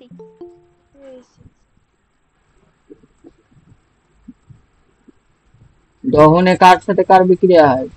দহন মানে পুরানোর জন্য কার দরকার হয়? অক্সিজেনের দরকার হয়, তার মানে নিশ্চয়ই অক্সিজেন অ্যাড হয়ে যাবে, এবং এর থেকে তৈরি হচ্ছে কি? ও সমীকরণ আমাদের বলে দেওয়া হয়েছে, এই যে নিচে বলেই দেওয়া হয়েছে, তাহলে সমীকরণ আর তৈরিরও দরকার নেই। তো সমীকরণটা আচ্ছা লিখেই নি, তাহলে 2C2H6 7O2 থেকে তৈরি হচ্ছে 4 মোল কার্বন ডাই অক্সাইড, সাথে জল 6 অণু, অর্থাৎ 6 মোল জল। ওদের বলা হয়েছে এখানে 10 লিটার ইথেনের জন্য কত আয়তনের অক্সিজেন প্রয়োজন? তো 10 লিটার ইথেনের জন্য, তো এখানে আমরা ইথেন কত লিটার নিয়েছি বলতো? 2 মোল নিয়েছি। তো 2 মোল মানে কত লিটার? 44.8। 2 মোল মানে বলছে 44.8 লিটার।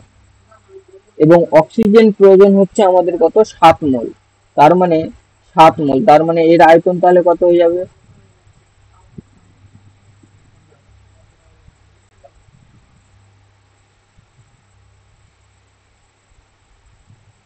তা আমরা রেখে দিই এটা, 7 ইন্টু 22.4, পরে তো কাটাকাটি করতেই হবে, রেখে দিই সুবিধা হয়, বা এটাকে ওইভাবে রেখে দিই গুণ না করে। ফালতু ফালতু গুণ করবো আবার পরে ভাগ করবো, থেকে রেখে দিই, এটাও রেখে দিই 2 গুণ 22.4 লিটার। তো দেখো,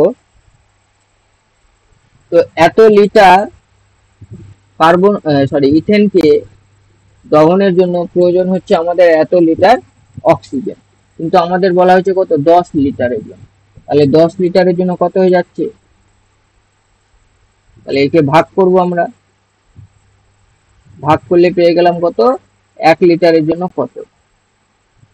1 লিটার যে পেয়ে গেলাম তাকে 10 দিয়ে গুণ করলেই আমরা পেয়ে যাব 10 লিটারের জন্য কত। এবার ক্যালকুলেশন করো, 22.4 22.4 কেটে গেল, 2 এর সাথে 10 5, অ্যান্সার হয়ে গেল আমাদের 35 গ্রাম। আচ্ছা, ও সরি, গ্রাম তো না, এখানে লিটার ছিল তো, তাহলে হয়ে যাবে কত? 35 লিটার। Option A 35 litre. দেখো কারো বুঝতে অসুবিধা হলে বললো, বার একভাবে চাইলে করতে পারে। এই যে দেখো 2 আর 7, 2 এর 7 কত গুণ, 3.5 গুণ না? মুখে মুখেও করা যাবে চাইলে। দেখো 2 থেকে 7, 2 মোল ইথেনের জন্য অক্সিজেন প্রয়োজন 7 মোল, তার মানে 1 মোলের জন্য প্রয়োজন 3.5 মোল। তো লিটার 10 লিটারের জন্য তাহলে 3.5 দিয়ে গুণ করে দাও, 10 কে 3.5 দিয়ে গুণ করলে হয়ে যায় কত, 35। সেইভাবে চাইলে মুখে মুখেও করা যেতে পারে। ওটা বুঝতে অসুবিধা হলে বললো।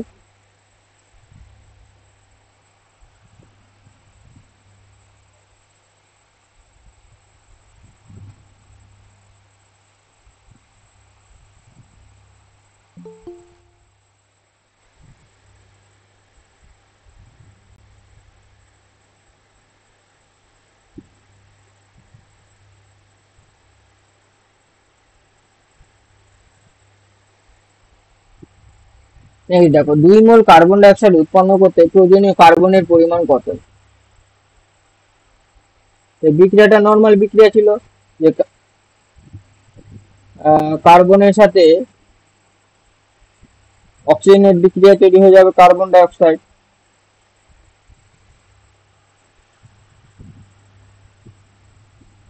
তো 1 মোল কার্বন ডাই অক্সাইড উৎপন্ন করতে কার্বনের পরিমাণ কত লাগছে? 12 গ্রাম না? তাহলে আমাদের বলা হয়েছে 2 মোল, 2 মোলে কার্বনের পরিমাণ কত লাগবে? 24। 24 গ্রাম, অপশন সি 24 গ্রাম।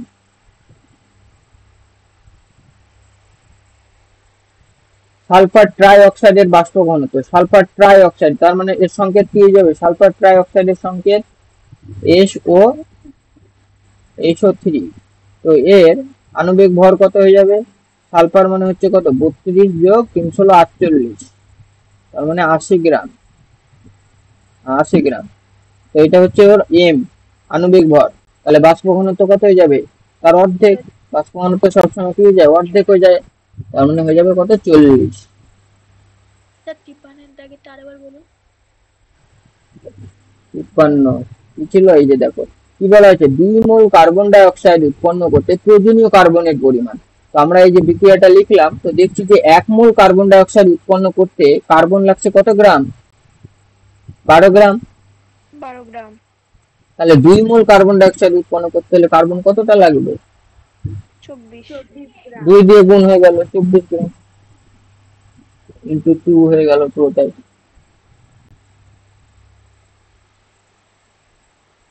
দেখো যে হাইড্রোজেনের সাপেক্ষে কোন গ্যাসের বাষ্প ঘনত্ব ও আণবিক গুরুত্বের অনুপাত কি হয়ে যায়? 1:1। 1:1, ঠিক।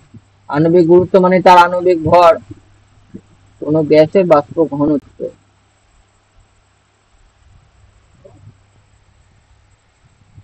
এটা হয়ে যাবে 1:1।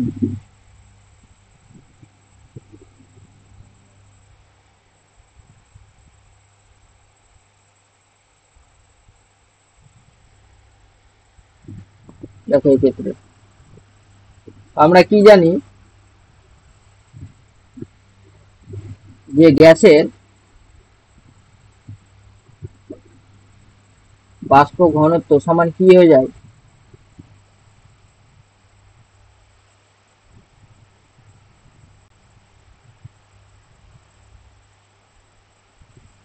যে কোনো গ্যাসের ভর,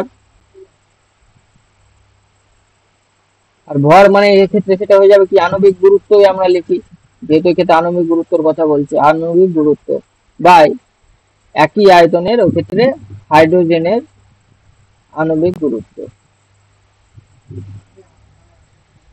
আর এই জিনিসটা কি হয়ে যায়, ডি না?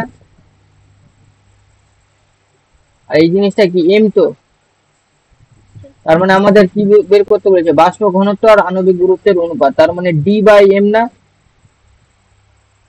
দেখো, আর আমরা কি জানি, আমরা জানি এম ইকুয়াল টু 2D। তো এম ইকুয়াল টু 2D কখন হবে? এটাকে যদি 1/2 লিখি তাহলে দেখো লিখতে পারি এটা।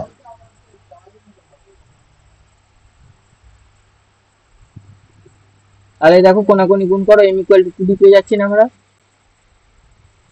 হ্যাঁ স্যার। তাহলে অনুপাত কত হয়ে গেল? 1:2। আমাদের বলা হয়েছিল বাষ্প ঘনত্ব ও আণবিক গুরুত্বের অনুপাত। এত কিছু লেখারও দরকার নেই, আমরা জানি অলরেডি কি, যে m ইকুয়াল টু 2d, আমাদের বাষ্প ঘনত্ব আর আণবিক গুরুত্ব, তার মানে d বাই m বের করতে বলা হয়েছে, যেটা হয়ে যাবে 1/2। এই সম্পর্কটা থেকেই আমাদের কিন্তু এটা বের হয়ে যাবে।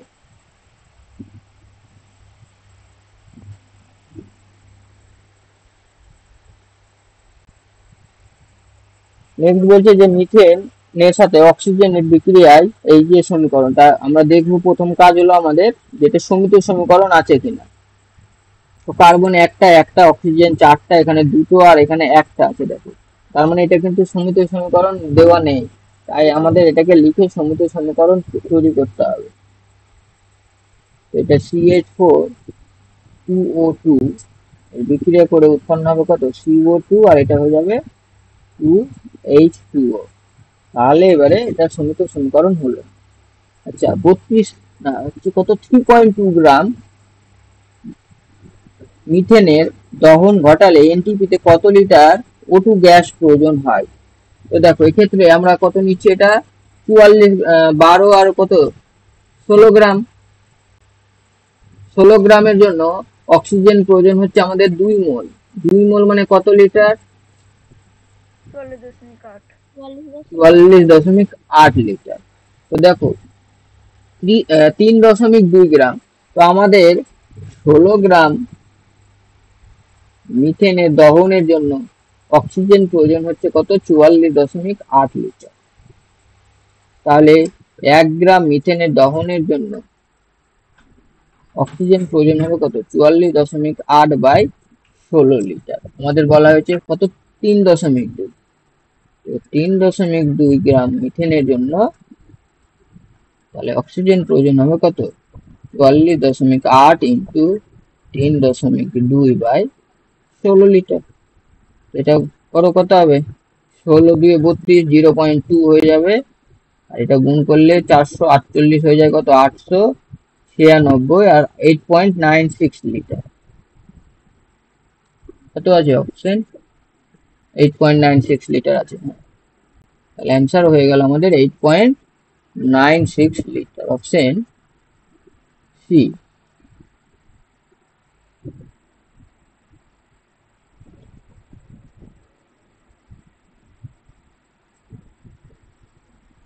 আর বুঝতে অসুবিধা এটা,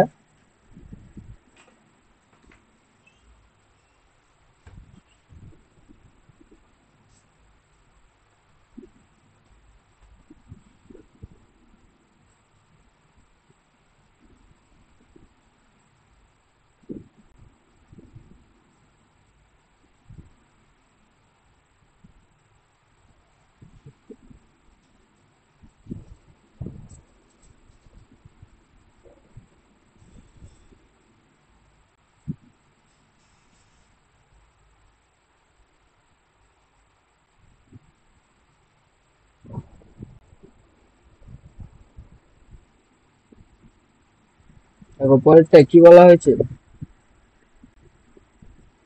5 গ্রাম ক্যালসিয়াম কার্বনেট তীব্র উত্তপ্ত করলে ভরের কি পরিমাণ হ্রাস ঘটবে।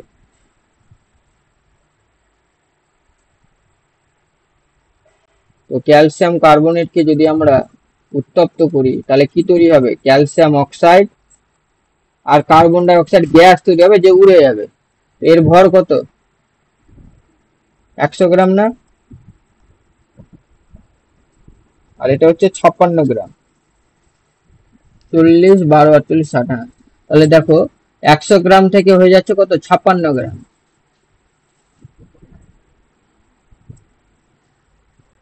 তো 100 গ্রাম থেকে হয়ে গেল 56 গ্রাম, তাহলে হ্রাস কতটা হলো,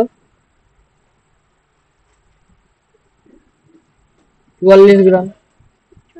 তো 100 গ্রামে যদি 44 গ্রাম হ্রাস পায়, তো আমাদের কত গ্রামের কথা বলা হয়েছে এক্ষেত্রে, 5 গ্রাম।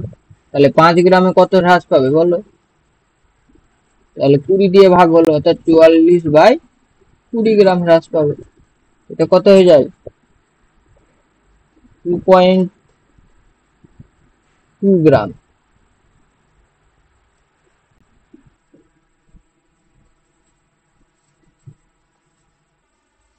অপশন হয়ে যাবে 2.2 গ্রাম, অপশন এ।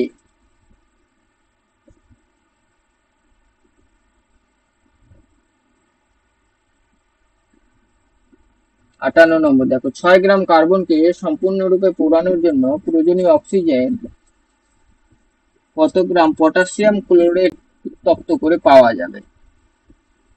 আচ্ছা, এক্ষেত্রে আমাদের দুটো সমীকরণ চলে আসবে। আমি এটা একদম নিচে গিয়ে করছি 58 নম্বরটা।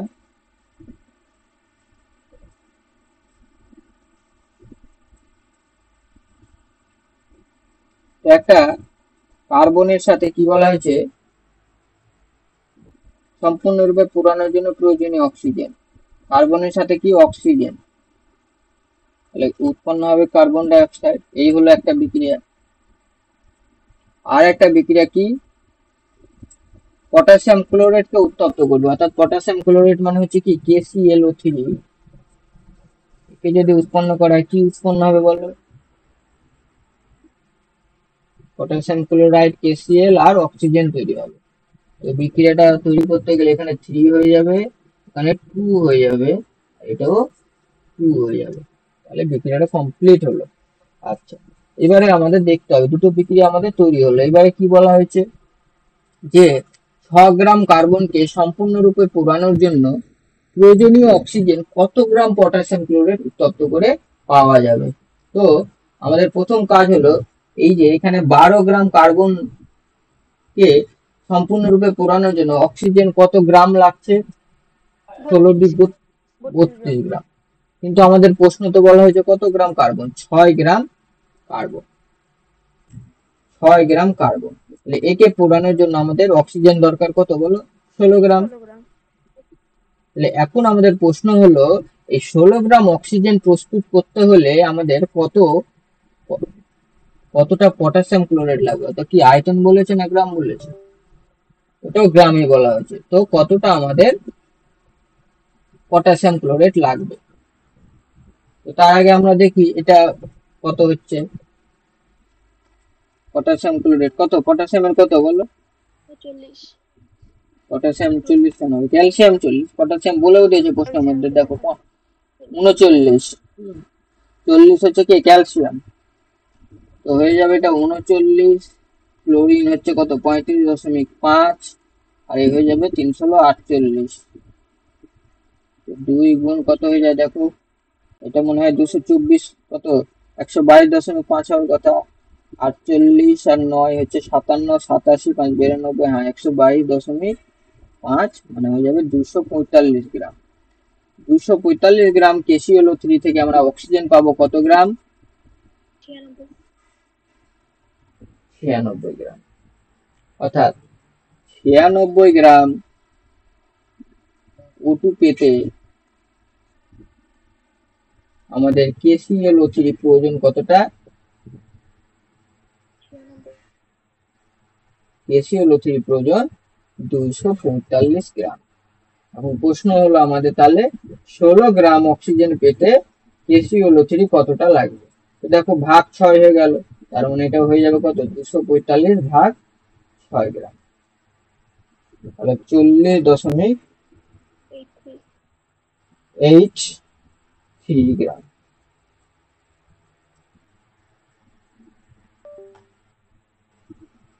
অ্যান্সার হয়ে গেল 40.83 গ্রাম, অপশন এ 40.83 গ্রাম। ভালো করে দেখো, এটা কারো বুঝতে অসুবিধা হলে বলো।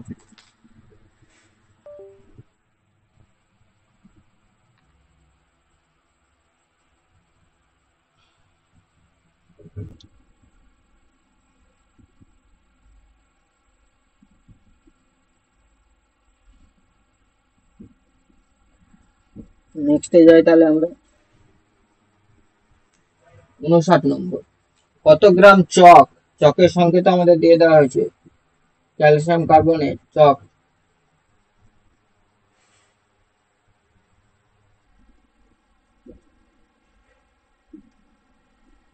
কত গ্রাম চকের সাথে HCl এর বিক্রিয়ায় STP তে আমরা কার্বন ডাই অক্সাইড উৎপন্ন করতে পারবো? নিচেই করছি 59 নম্বর।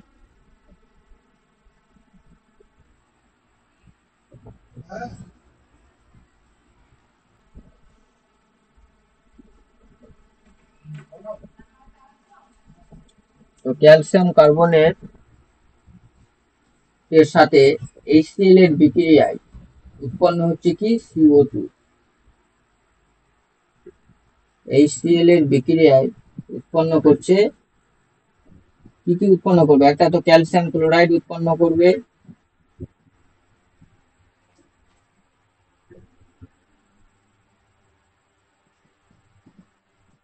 জল উৎপন্ন করবে, আর কার্বন ডাই অক্সাইড উৎপন্ন করবে।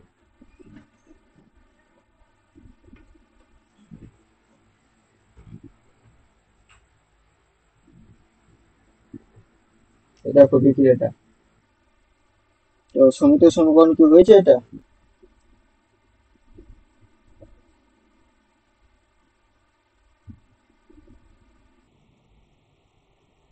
ক্যালসিয়ামের কত 40 না?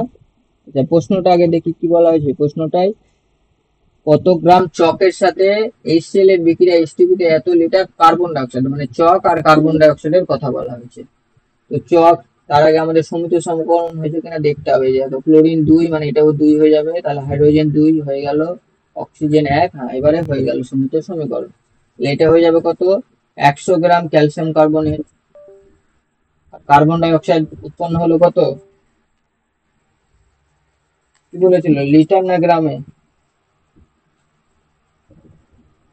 কত লিটার কার্বন ডাই অক্সাইড উৎপন্ন করবে, তার মানে লিটার বলা হয়েছে এটা। তো লিটার করছে কত, 1 লিটার, সরি 22.4 লিটার। তো 100 গ্রাম ক্যালসিয়াম কার্বনেট HCl এর সাথে বিক্রিয়া করে 22.4 লিটার কার্বন ডাই অক্সাইড উৎপন্ন করছে। কিন্তু আমাদের প্রশ্ন বলা হয়েছে কত, 5 গ্রাম, না 5.6 লিটার কার্বন ডাই অক্সাইড, তার মানে উল্টো হয়ে গেল এটা। 22.4 লিটার CO2 উৎপন্ন করছে 100 গ্রাম চক। তাহলে 1 লিটার করবে 100/22.4 গ্রাম CO3। কত বলেছে প্রশ্নের মধ্যে? 5.6। 5.6।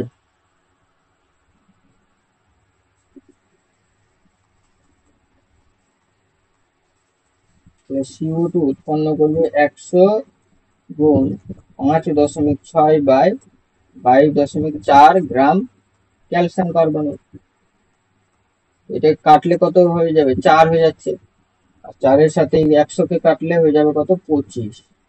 অ্যান্সার আমাদের পেয়ে যাচ্ছি কত, 25 গ্রাম।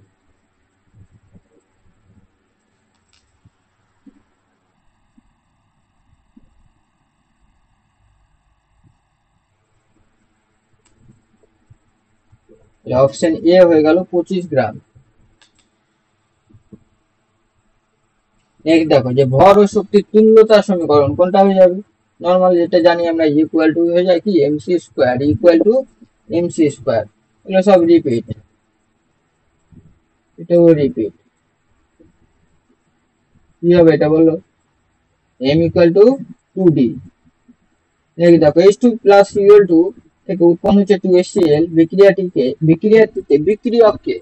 কি হবে, বিক্রিয়ক তার সময় বিক্রিয়ক কোন দিকে থাকে, বিক্রিয়ার বাম দিকে না ডান দিকে?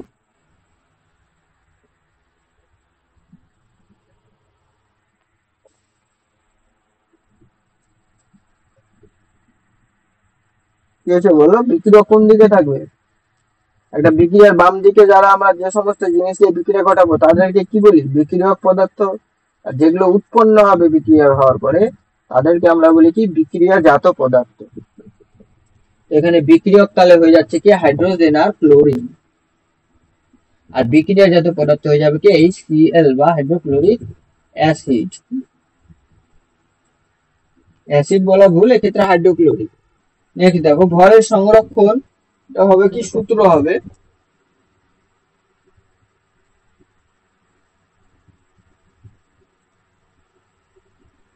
ল্যাবোশিয়ার হবে এটা। হুম হুম অবশ্যই।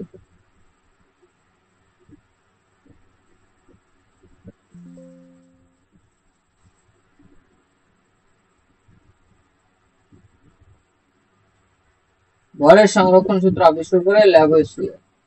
এটা হচ্ছে এমনি ল্যাভোইসিয়ার থাকলে তো ঠিক আছে, যদি কখন অপশনে এই ল্যাভোইসিয়ার আইনস্টাইন একসাথে দিয়ে দেয় তখন গুলিয়ে যাওয়ার চান্স থাকে। আইনস্টাইন করছে নিত্যতা ভরের সাথে হচ্ছে শক্তির তুল্যতার সূত্র, আর ভরের সংরক্ষণ সূত্র করছে ল্যাভোইসিয়ার। নেক্সট E=mc² সূত্র আবিষ্কার করে কে? আইনস্টাইন। কে তৈরি করছে? আইনস্টাইন। নেক্সট দেখো 36 গ্রাম জল তৈরিতে হাইড্রোজেন কতটা লাগবে? তো বিক্রিয়াটা কি হয়ে যাবে? হাইড্রোজেনের সাথে অক্সিজেনের বিক্রিয়ায় উৎপন্ন হবে কি? জল। এই তো জল এখানে কত হয়ে গেল? 36 গ্রাম হয়ে গেল। হাইড্রোজেন লাগছে কত গ্রাম? 2 2 4 গ্রাম। অ্যান্সার হয়ে যাবে অপশন ডি, 4 গ্রাম। অর্থাৎ 36 গ্রাম জল তৈরি করতে আমরা দেখছি কত? 4 গ্রাম হাইড্রোজেন লাগছে।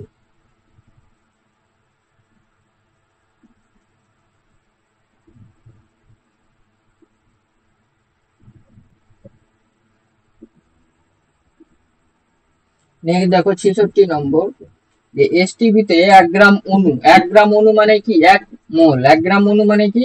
1 মোল। যে কোনো গ্যাসীয় পদার্থের আয়তন কত হয়ে যাবে?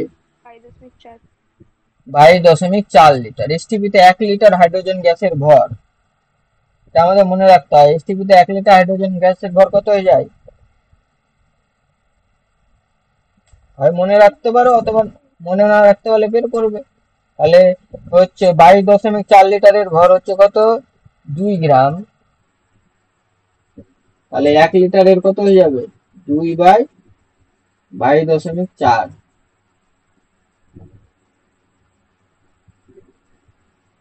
2/22.4।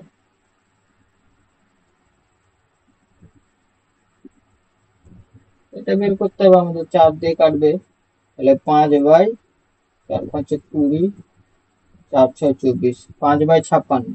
তো বের করবে কত হয়ে যাবে? বের করলে 0.089 গ্রাম হয় না?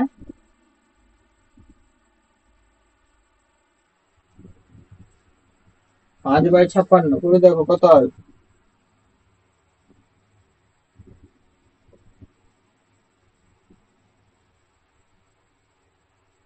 0.089 গ্রাম।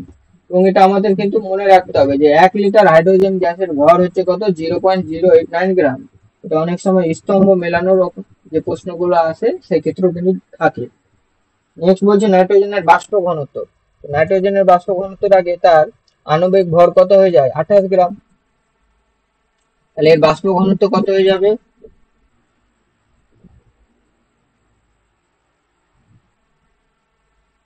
28 থেকে 2 ভাগ, তাহলে হয়ে যাবে কত? 14।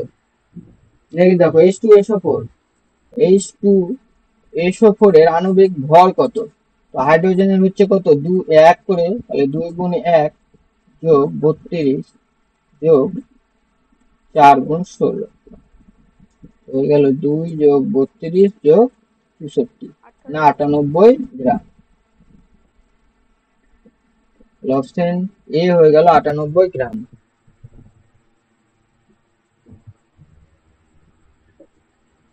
এই হচ্ছে আমাদের রাসায়নিক গণনা চ্যাপ্টারটা হলো। আজকে ওই তাপের ঘটনা সমূহ করিয়ে দিব ভেবেছিলাম, যাই হোক আর করাচ্ছি না, ওটা নেক্সট দিন করাবো। এখানে দেখো এই রাসায়নিক গণনা চ্যাপ্টারটা মেনই হচ্ছে এই ধরনের বিক্রিয়ামূলক অঙ্কগুলো নিয়ে। এটা তোমরা ভালো করে এই চ্যাপ্টারটা কিন্তু দেখবে, কারণ এখানে মোটামুটি একটা তো আসেই, কখনো কখনো দুটো বা তিনটে, ম্যাক্সিমাম 3টে প্রশ্ন কিন্তু থাকে। 1 থেকে 3 মার্ক কিন্তু এই চ্যাপ্টার থেকে থাকে।